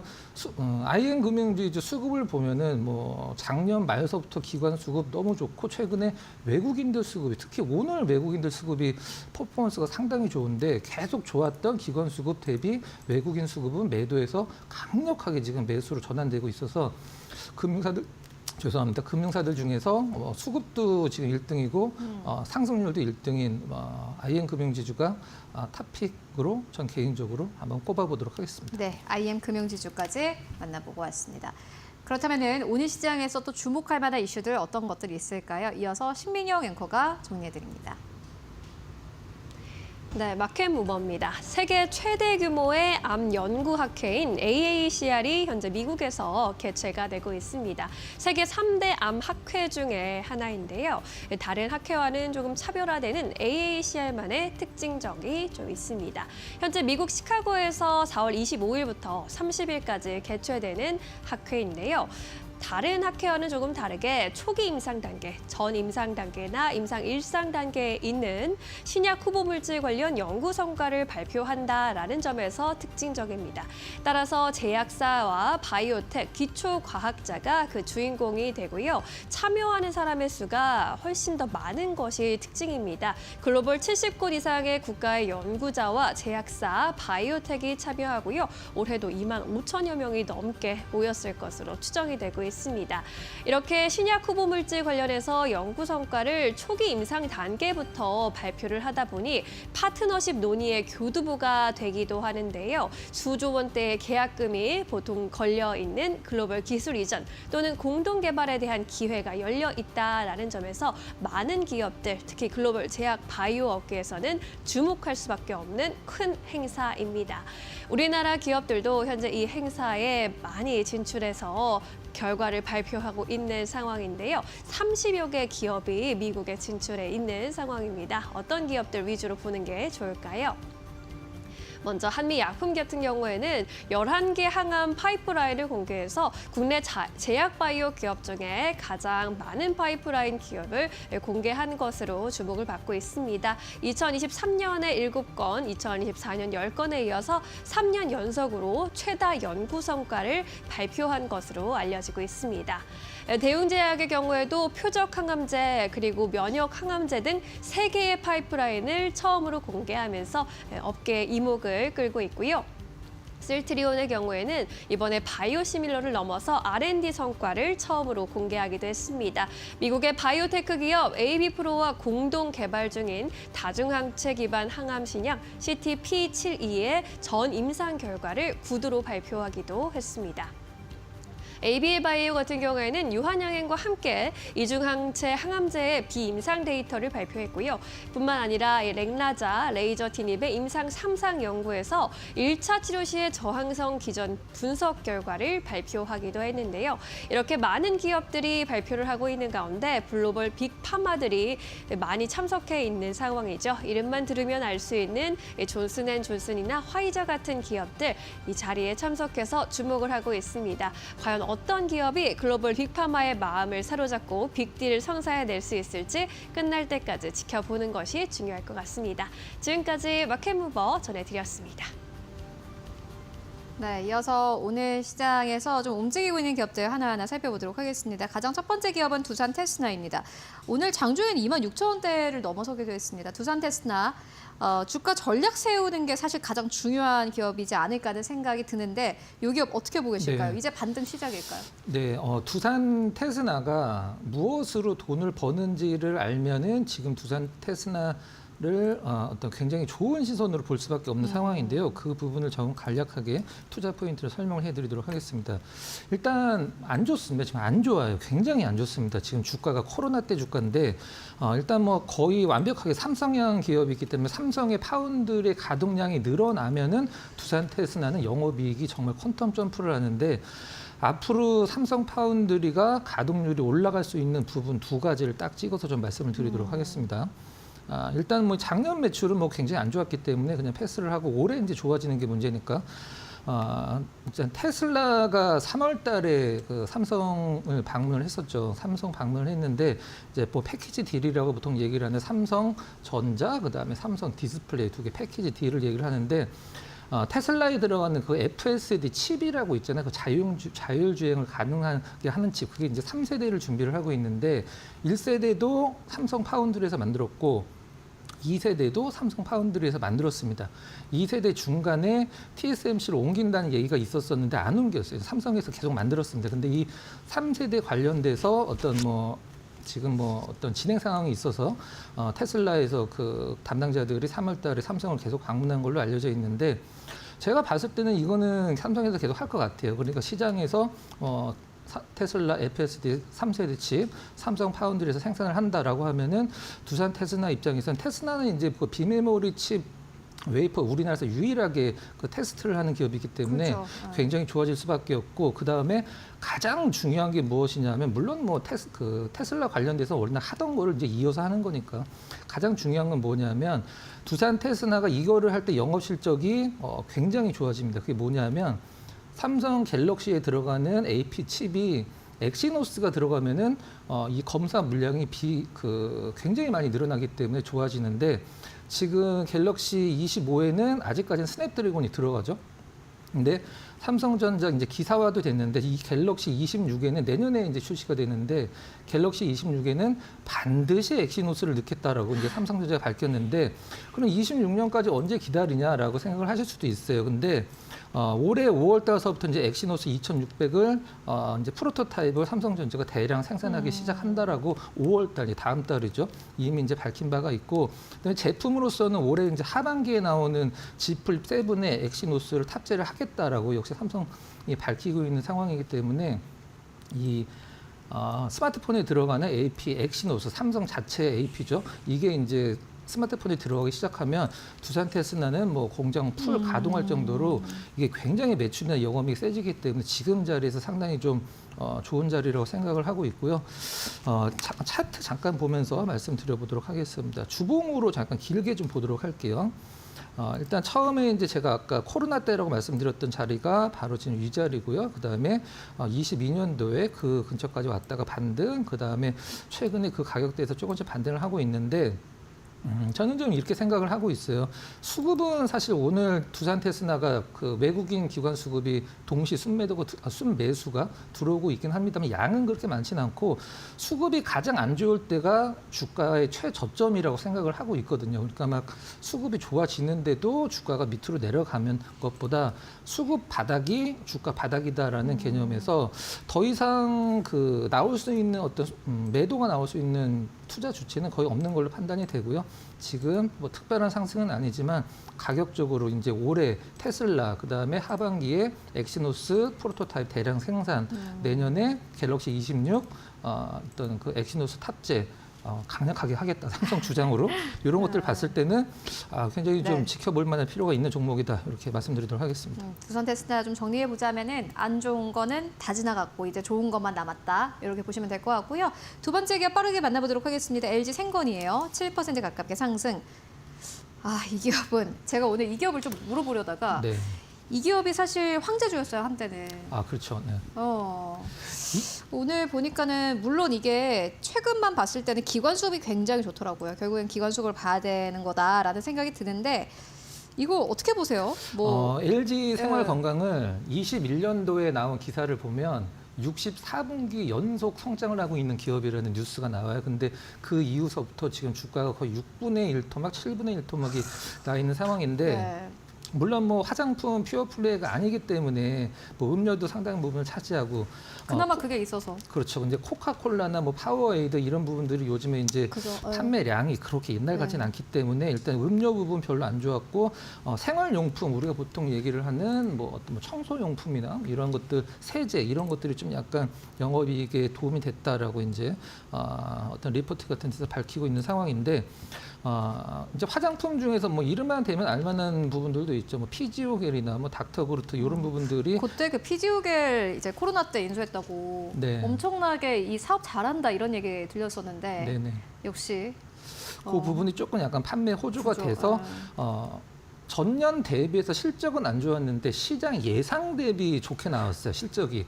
그러니까 뭐 전년 대비해서 오히려 실적이 다운이 됐는데 굉장히 안 좋을 줄 알았는데 조금 덜 안 좋게 나온 거죠. 그건 관련돼서 이제 시장에서 좀 약간 반향이 좀 있는 것 같은데 차트 잠깐 보면서 말씀드리도록 네. 할게요. 이 기업이 21년도까지 차트를 보면 14년 연속 영업이익이 늘어났다라는 게 어떤 체감이 될 정도로 정말 많이 올랐습니다. 근데 그 이후로 오른 거 이제 다 반납을 해서 지금 주가가 굉장히 좀 저점인데 저도 이 기업을 LG생활건강을 뭐 롱텀으로 굉장히 지금 뭐 장기 투자를 할 만한 가격대까지 왔다라고 생각을 하진 않는데 최근에 어떤 기관 쪽의 어떤 뷰라든가 시장의 분위기로 봤을 때 좀 관심을 그래도 갖고 좀 짧은 어떤 그 대응을 한다라고 하면 나름대로 입방향을 조금 열어놓을 가능성도 있기 때문에 한번 준비를 좀 해봤고요.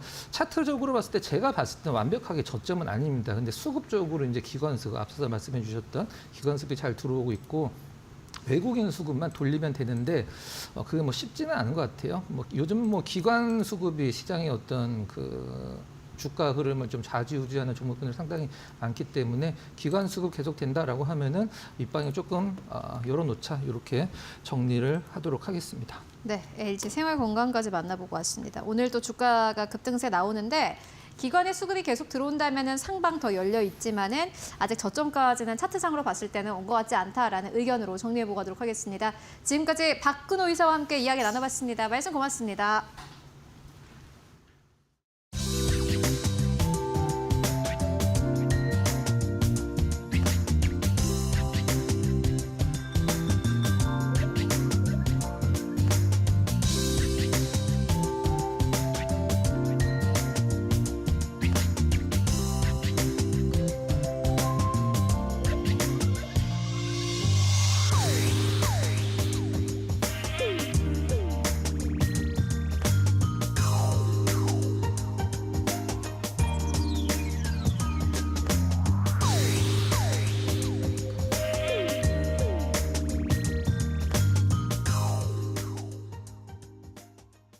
네, 마감 전략 세워보고 가도록 하겠습니다. SK증권 이천 PB센터로 가보도록 하겠습니다. 서영훈 차장 연결되어 있습니다.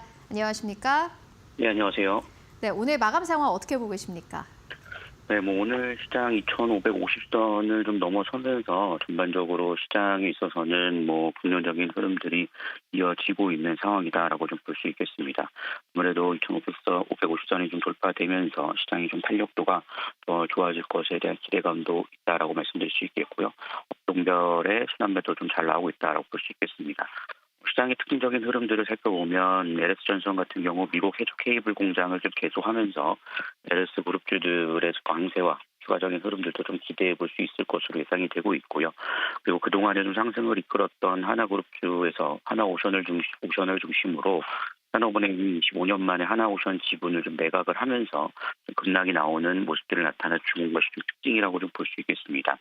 이로 인해서 하나오션 같은 경우 당분간은 좀 모멘텀은 살아있지만 일단은 뭐 대형 기관에서의 매도가 나왔다는 점을 감안해 보면 당분간은 좀 등락이 이루어지고 다시 한번 업종 순환매를 좀 노려보셔야 될 전략이 필요하지 않을까라고 말씀을 드릴 수 있겠고요. 지금 대외적인 변수들은 어느 정도 이제 해소가 되고 불확실성이 많이 해소돼가고 있는 상황인 만큼 이제는 뭐 실적과 매크로적인 지표에 좀 포커스를 맞추시면서 대응 전략을 세워나가실 필요가 있지 않을까라고 말씀을 좀 드릴 수 있겠습니다. 그만큼 지금 종목에 있어서 변화를 좀 체크해 볼 필요가 있지 않을까라고 말씀드리겠습니다.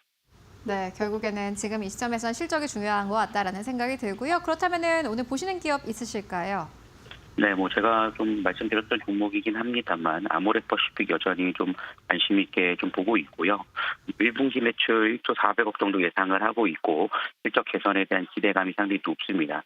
그동안에 워낙 큰 조정을 좀 보였기 때문에 시장에서 움직임이 좀 덜한 모습들은 있습니다만 최근 대량 거래가 동반되면서 강한 상승세가 나오고 있고 실적 전환과 중국 소비에 대한 기대감이 있다는 점을 감안해 본다라면 현재 좀 장기 이동 평균선이 200일선도 돌파 가능성을 열어놓고 좀 대응을 해나가 보실 수 있을 것으로 예상이 됩니다. 지난번 말씀드렸던 가격에서 좀 더 상승이 나왔습니다만 여전히 가격적 메리트와 더불어서 기관 매수세도 들어오고 있다는 점을 감안해 본다라면 여전히 좀 관심 탁반에 넣어두셔서 좀 살펴보실 필요가 있다라고 말씀드리겠습니다. 네, 이미 한 번 또 전해주셨던 기업이기도 한데 그때 의견 주셨을 때보다 주가도 많이 올라온 상황입니다. 다만 여전히 상방으로 열려 있다. 그리고 200일 이동평균선을 웃도는 그러한 흐름을 기대해보자라는 의견으로 정리해보도록 하겠습니다. 말씀 고맙습니다. 네, 감사합니다. 네, 국내 증시 장 마감 동시효과 구간에 들어와 있습니다. 마감의 기술로 이어가도록 하겠습니다. 오늘은 SK증권 영업부 금융센터 이청원 차장 모셨습니다. 어서 오십시오. 예, 안녕하세요. 안녕하세요. 오늘 우리 시장 그래도 빨간불로 마감할 것으로 보이는데 오늘 어떻게 바라보셨을까요? 전반적으로 시장 분위기는 괜찮습니다. 오전만 하더라도 보합권에서 이리저리 시장이 어느 정도 지수가 결정이 되는 모습을 보였었는데 오후 혹은 중반 들어서 외국인들이 선물 시장에서 매수세가 완전히 뚜렷하게 나옵니다. 옵션 가격 같은 경우에도 특정 가격에서는 지금 2배 이상 올라가는 그런 모습도 나왔습니다. 그만큼 모처럼 다시 한번 외국인들이 우리 시장에 발을 들이고 있는 게 오늘 우리 시장이 아닌가 그리 보여지고요. 덕분에 코스피는 이제 2600포인트까지 바라볼 수 있을 만한 수준이 되었습니다. 최근에 시장의 움직임은 꽤나 괜찮았습니다만 그래도 시장이 의외로 미국 증시와의 연계가 상당 부분 약해지면서 이러한 오름세가 어느 정도 꺾이지 않을까라고 봤는데 다행히 시장은 지금 잘 이겨내고 올라가고 있는 그런 모습이다라고 하는 것을 여러분들이 기억하셨으면 좋겠고요. 오늘은 시장보다 몇몇 섹터 종목이 너무 눈에 들어옵니다. 첫 번째로는 비만 치료제 쪽. 아무래도 며칠 전부터 움직임이 나왔습니다. 우리가 주사를 기반으로 하고 있는 위고비, 그게 그래도 시장에 어느 정도 안착이 될 것이다라고 생각을 했는데 이제는 그걸 오히려 넘어서는 경구용 비만 치료제 이슈가 지금 부각이 되는 거죠. 노보노디스크가 위고비의 경구용 제형에 대해서 미국의 FDA 승인 신청 소식이 1차적으로 유입된 것, 그 덕분에 관련된 기업들, 예를 들면 인벤티지랩, 그리고 한미약품, D&D 파마텍 이런 기업들의 움직임이 개선이 되다 보니 이걸 유통하고 있는 블루엠텍이라고 하는 기업 또한 오늘 주가 흐름이 좋습니다. 우리가 큰 틀에서 한번 살펴보게 되면은 비만 치료제라고 하는 것이 지난해에 크게 대두가 되었고 주가가 많이 올랐습니다. 위고비의 출시라고 하는 것이 1차적으로 부각이 되었던 시점이 있었습니다만 위고비의 공급 가격이 공개가 되자마자 이후로 많이 꺾인 거죠. 하지만 지금 시점은 그때의 이슈를 모두 다 이겨냈고요. 인벤티지랩 같은 경우에는 다시 한번 신고가가 나온다라고 하는 것은 비만 치료제 관련된 테마는 앞으로도 언제든지 부각이 될 수 있다라고 하는 것, 그것을 꼭 인지를 하셨으면 좋겠습니다. 전선 섹터도 좋습니다. 오늘 장 초반부터 괜찮았습니다. 아무래도 LS 쪽에서 있었던 미국과의 계약, 그리고 실질적인 해저 케이블에 대한 투자가 이제 진행이 되는 거죠. 우리가 지난해 초에 전선 섹터의 움직임이 매우 좋았을 때 결국에는 답이 미국에 있고 미국에서 전선 전력기기 이 기업들의 훈풍은 이어질 것이다라고 하는 점이 부각이 되었습니다. 실적도 잘 나왔지만은 의외로 조정이 길었던 거죠. 지금 시점에서는 이제 이러한 조정이 어느 정도로 마무리가 되고 트럼프 또한 취임이 된 지가 이제 꽤나 시간이 지났기 때문에 본격적으로 산업을 육성하기 위한 투자를 대대적으로 진행을 할 겁니다. 전선과 전력기기는 여전히 모멘텀이 많다라고 하는 것, 그걸 감안해서 혹시나 많은 기업들을 보유하고 있다면 시간을 두고 접근할 것을 권해드리겠고요. 다른 모든 것보다 어제 오후부터 그리고 오늘까지 하나쿠션이 계속 이야기가 되고 있습니다. 네. 산업은행의 블록딜에 대한 이야기인데요. 저도 어제 오후에 기사를 접하고 거의 밤까지, 자기 전까지, 그리고 오늘 아침에도 관련된 리포트 6, 7개를 거의 다 읽고 왔는데 제가 문득 생각이 났던 것은 우리가 이것을 세부적으로 조금 나누어서 보자라고 하는 것. 1차적으로 산업은행의 블록딜이라고 하는 이 변수는 재무라고 하는 측면에서는 영향을 미칠 변수는 맞습니다만 업황이라고 하는 것에는 미칠 영향은 아니라는 거죠. 그러면 하나오션이 되든 기타 조선 섹터가 놓여 있는 업황의 변화는 없고요. 적어도 조선 섹터에 대해 부정적인 이야기 자체가 지금은 거의 없다라고 하는 점에서 하나오션의 기업 가치는 1분기의 긍정적인 실적 이걸 토대로 보더라도 이후로도 실적에 대한 부분은 우리가 크게 걱정할 필요는 없지 않을까 그리 보여집니다. 다만 재무적인 측면에서는 유통 물량이 늘어날 가능성이 꽤나 있겠죠. 유통 물량 같은 경우 기존의 하나그룹은 그리 많은 편이 아니었습니다만 대략 산업은행이 보유하고 있는 19% 여기에서 일정 부분이 나온다 하더라도 유통 물량이 늘어나는 것으로 인해서 주식 가치 혹은 기업 가치가 희석이 될 수 있다라고 하는 것. 그럼에도 불구하고 제가 오늘 가장 강하게 들었던 생각은 우리의 조선업이 이제야 확실하게 자리를 잡았구나라고 하는 생각이 들었습니다. 기존에 조선업이 매우 힘들었던 시기에 정부가 나서서 그들이 가지고 있는 리스크를 최대한 많이 안아줬는데 이제는 이걸 놓아주겠다는 거예요. 정부도 단순하게 조선업이 좋다라고 하는 것 정도를 넘어서 조선업을 완전히 스스로 일어설 수 있을 만한 역량에 다다랐다라고 하는 것. 그래서 산업은행도 한편으로 이번에 지분을 매각을 하면서 자체적으로 BIS 자기 자본 비율을 높이고 하나오션 또 전체적으로는 하나그룹이 이제 시장에 맞추어서 시장 경제에 맞게끔 이러한 주주 가치를 제고하라. 저는 그런 의미로 보였습니다. 단기적인 충격은 저는 개인적으로 오늘이 마무리가 아닐까라고 봅니다. 오늘도 밑꼬리가 많이 달렸기 때문에. 그래서 내일 혹시나 하나오션 같은 경우 반등을 한다면 지금 상황 고려해서 조금 긍정적으로 접근할 것을 권해드리겠습니다. 알겠습니다. 조선주에 대한 의견까지 들어봤습니다. 현재 구간 코스피의 경우에는 0.5%대 오름세 7%대 오름세 유지해내고 있는 모습이고요. 2,568포인트 지나가고 있습니다. 코스닥의 경우도 1% 가까이 오름세 유지해주는 모습입니다. 유가증권 시장에서 오늘 개인과 외국인이 순매도를 나타냈지만 그래도 외국인이 선물 매수 계약 체결되고 있다라는 점 챙겨볼 만합니다. 기관이 매수 우위 보입니다. 우리 시장 마감합니다.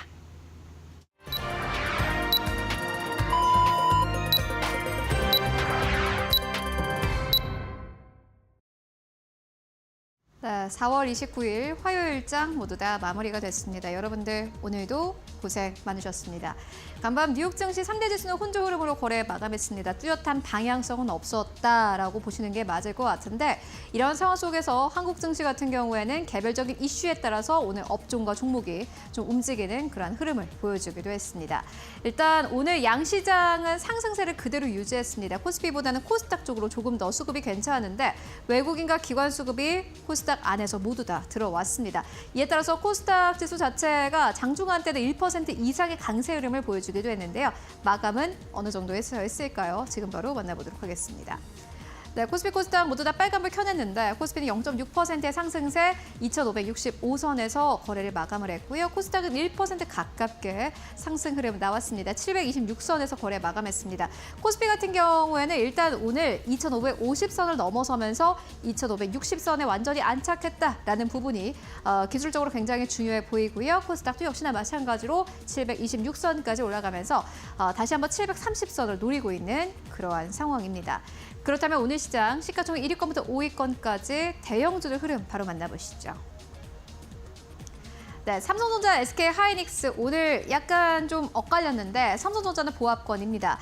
SK하이닉스 같은 경우에는 엔비디아의 주가 이슈를 그대로 계속해서 반영하는 그러한 모습인데요. 화웨이가 엔비디아가 개발하는 칩을 그대로 개발을 해서 이게 사실 미국과 중국 간의 갈등 사이에 화웨이만 좋은 일을 시켰다라는 이러한 분석도 나오고 있습니다. 이에 따라서 SK하이닉스 주가가 계속해서 좀 밀리고 있는 양상인데 오늘 0.6% 하락하면서 18만 원대 턱걸이하면서 거래 마감했습니다. 엔비디아 이슈는 앞으로 미국과 중국 간의 갈등에 따라서 계속해서 부각될 가능성이 높아 보이니까요. SK하이닉스 주가 흐름 수급과 함께 연결해서 보시는 게 중요해 보입니다. LG 에너지 솔루션 1% 상승세, 삼성 바이오로직스 1% 상승세, 현대차가 2% 넘게 강세 탄력 보이면서 거래를 마감을 했습니다. 특히나 자동차 쪽으로 관세 이슈가 좀 잘 풀릴 수 있다라는 기대감 나오면서 완성차 쪽으로 오늘 시장에서 반발 매수세 강력하게 들어온 것이 특징이라고 할 수 있겠습니다. 그렇다면 6위권부터 10위권까지 흐름은 어땠을까요? 이어서 만나보시죠.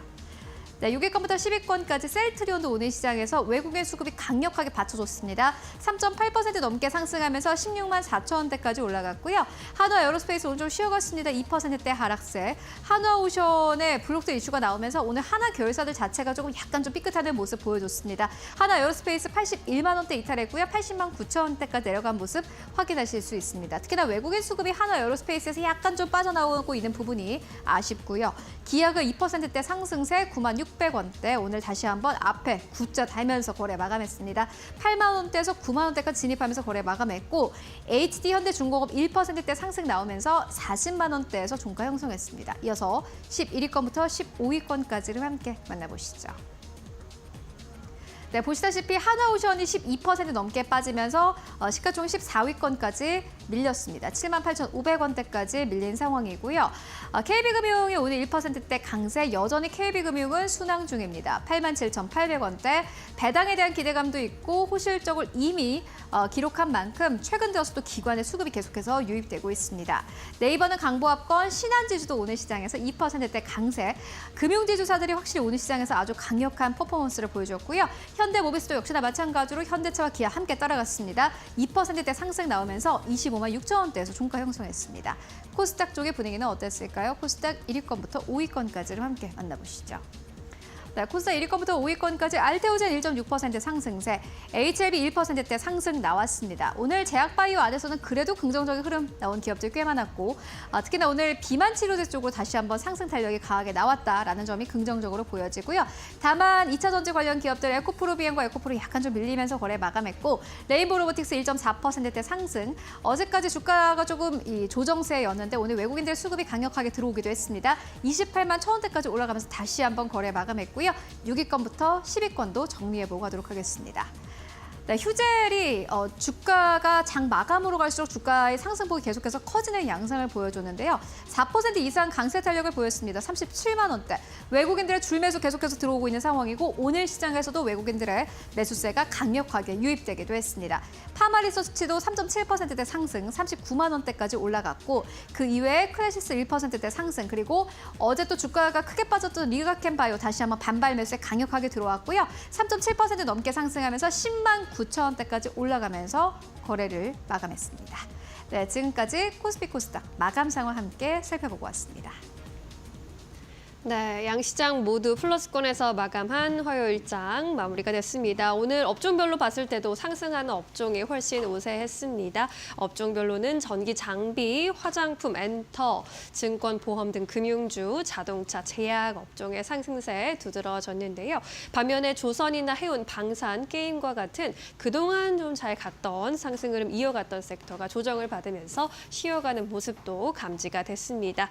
내일은 또 어떤 전략이 유효할지 함께 이야기 나눠보도록 하겠습니다. 내일이 이제 4월의 마지막 거래일이에요. 네. 시간 참 빠른데 어떤 전략으로 대비를 해보는 게 좋을까요? 시장은 여전히 괜찮을 것 같은 느낌은 듭니다. 그런데 여러 가지 리포트에서는 지금 여전히 시장에 대해서는 불안해하고 증시의 상승 혹은 상단은 일정 부분 제한될 것이다라고 하는 멘트를 많이 내어놓고 있습니다. 충분히 그럴 만하죠. 1차적으로 일정이 지금 그리 순탄치가 않아요. 당장 이번 주만 보더라도 PCE가 우선 있고요. 그리고 실업률, 참고로 실업률은 4.2% 수준이 전망이 되는데 제가 기억하기로 지난해 3%대까지 나왔던 이러한 실업률이었습니다. 거기에 비하면 분명히 오르긴 오른 거죠. 연준의 입장에서는 물가 중요합니다만 그거 못지않게 중요한 게 이 고용이라고 하는 것인데 실업률이 계속해서 올라가거나 적어도 4% 미만으로 다시 한번 떨어지는 그런 양상은 우선은 없다는 점은 일정 부분 아쉬움이다라고 하는 거는 거기에 미국의 GDP도 있고요. 근본적인 거. 미국과 중국이 이 관세에 대한 협상 의지는 둘 다 있습니다만 아직까지 본격적인 대화가 이루어지지 않고 있어요. 네. 여기에서 쉽게 양쪽 모두 일정 부분 자신들의 의견 혹은 자신들이 원하는 것들을 내어주려고 하지는 않을 겁니다. 시장은 언제든지 정말 하룻밤 사이에 매우 큰 노이즈에 노출이 될 수 있다라고 하는 것이 한편으로 시장의 상단을 일정 부분 제한시킬 만한 변수가 아닐까 그리 보여집니다. 그리고 해당 이슈가 계속해서 이어질 수는 없죠. 미국과 중국이 최대한 이런 시점에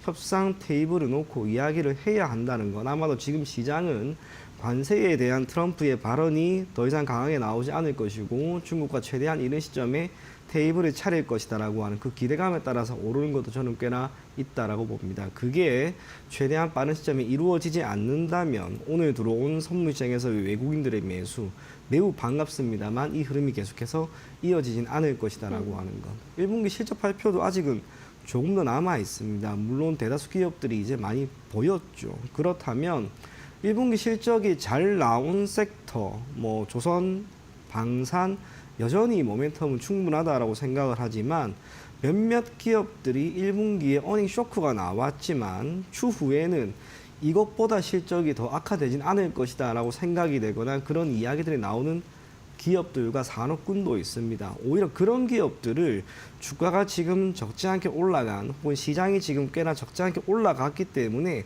여러분들이 그런 기업들을 중기나 장기적인 관점에서 한번 접근해 보는 것도 괜찮지 않을까 그런 생각이 드는 내일 장에 대한 전략 이야기 전해드립니다. 네. 실적 발표 모멘텀을 가지고 있는 기업 중장기적으로 보는 것도 지금 이 시점에서 좋은 전략이 될 수 있겠죠.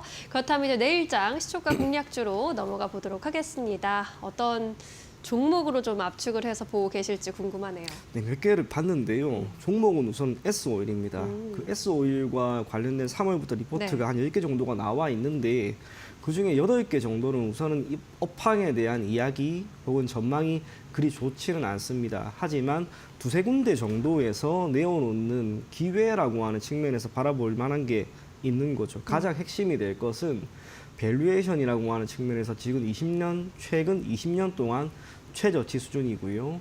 국제 유가 그리고 기타 정제 마진 이게 지금보다 악화될 수 있을까라고 하는 부분에 대한 이야기가 나왔습니다. 우선은 동사의 1분기 실적 안 좋았습니다.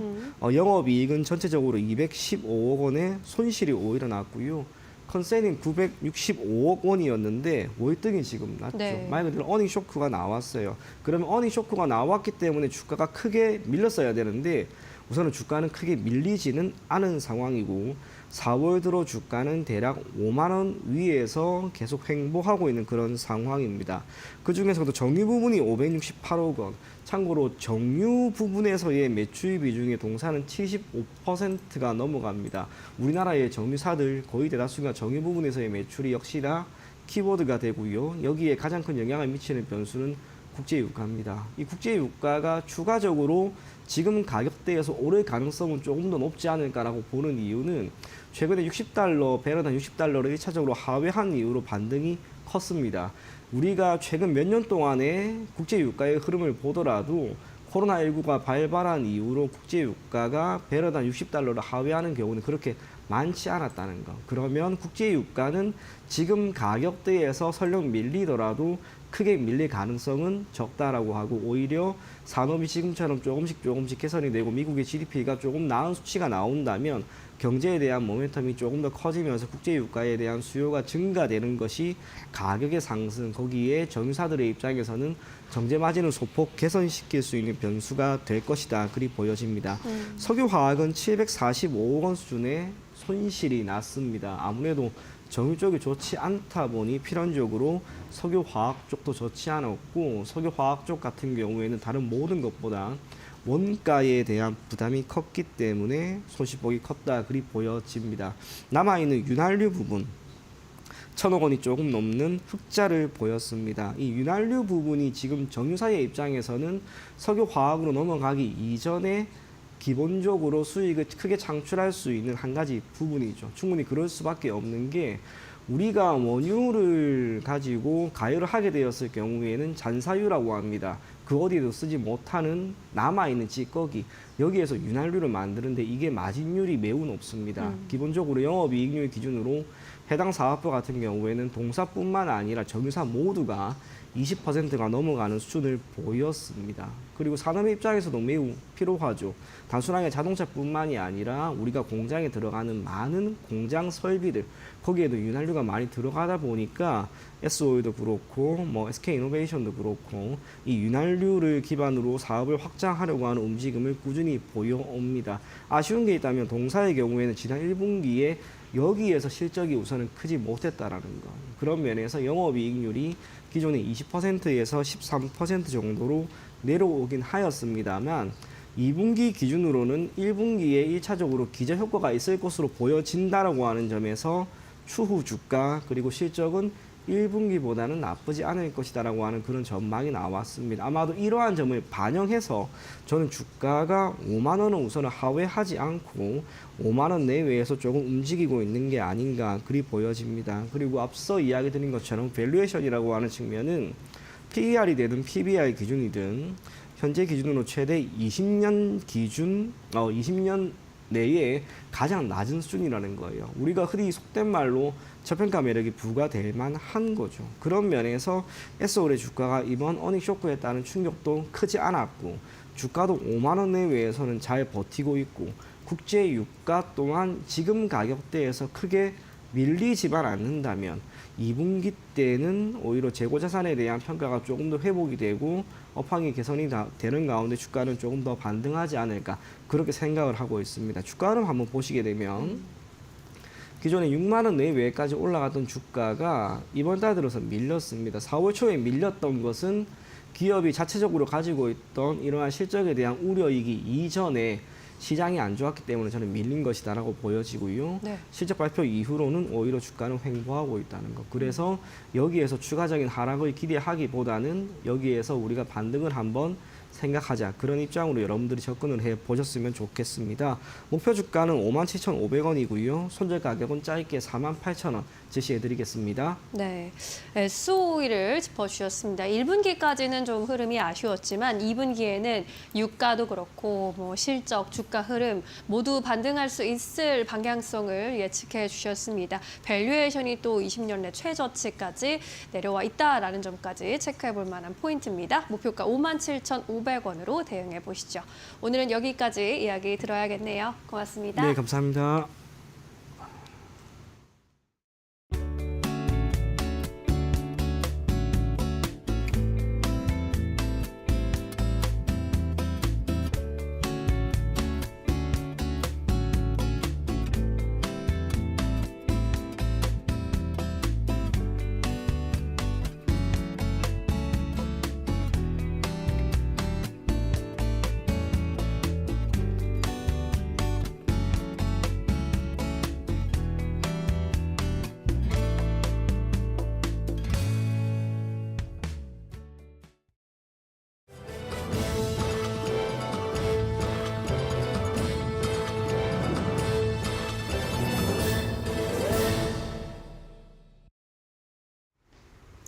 계속해서 이데일리 TV 뉴스 전해드립니다.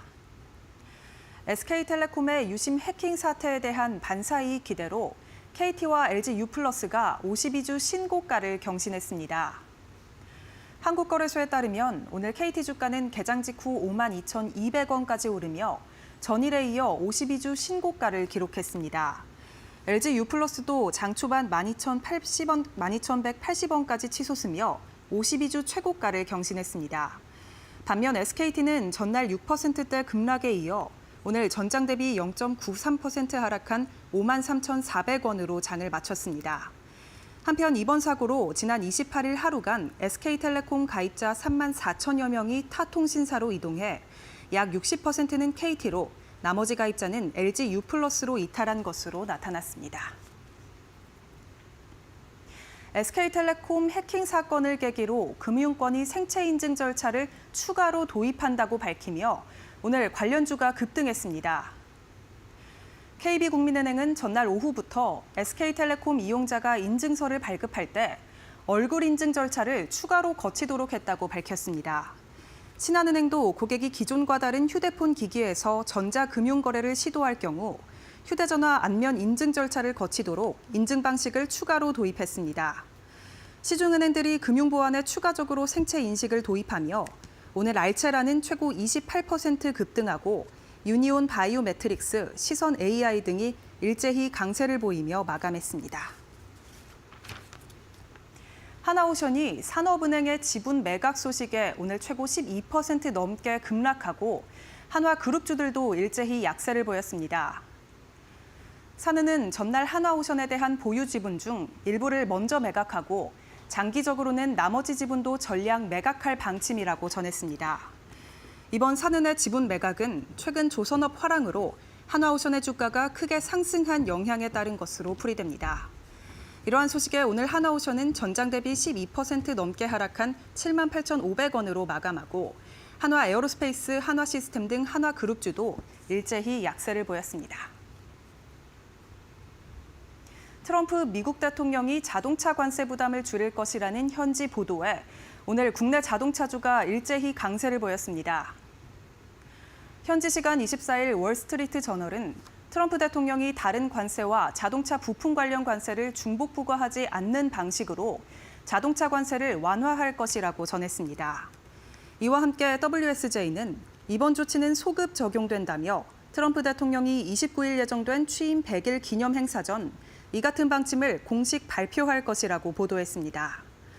이러한 소식에 오늘 현대차는 전장 대비 2%가량 오른 19만 2,800원으로 장을 마감하고 기아도 전장 대비 2.14% 오른 9만 600원으로 장을 마쳤습니다.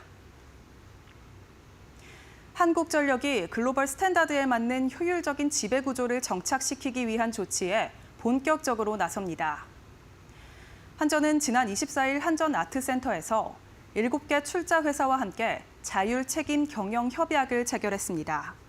이번 협약은 출자 회사 이사회 중심의 자율적이고 효율적인 의사결정을 보장하고 명확한 경영 목표와 합리적 평가를 통해 책임 경영을 강화하는 취지로 마련됐습니다. 김동철 한국전력 사장은 각 회사들이 자율적 비전과 목표를 향해 주인의식을 가지고 나아갈 수 있도록 하는 의미 있는 약속이므로 스스로 결정하고 스스로 책임지는 경영이 정착될 것이라고 말했습니다. 지금까지 이데일리 TV 뉴스 전해드렸습니다. 네, 오늘 저희가 준비한 소식은 여기까지입니다. 네, 저희는 내일 오후 2시 더 유용한 투자 정보와 함께 돌아오겠습니다. 네, 시청해주신 여러분 모두 고맙습니다.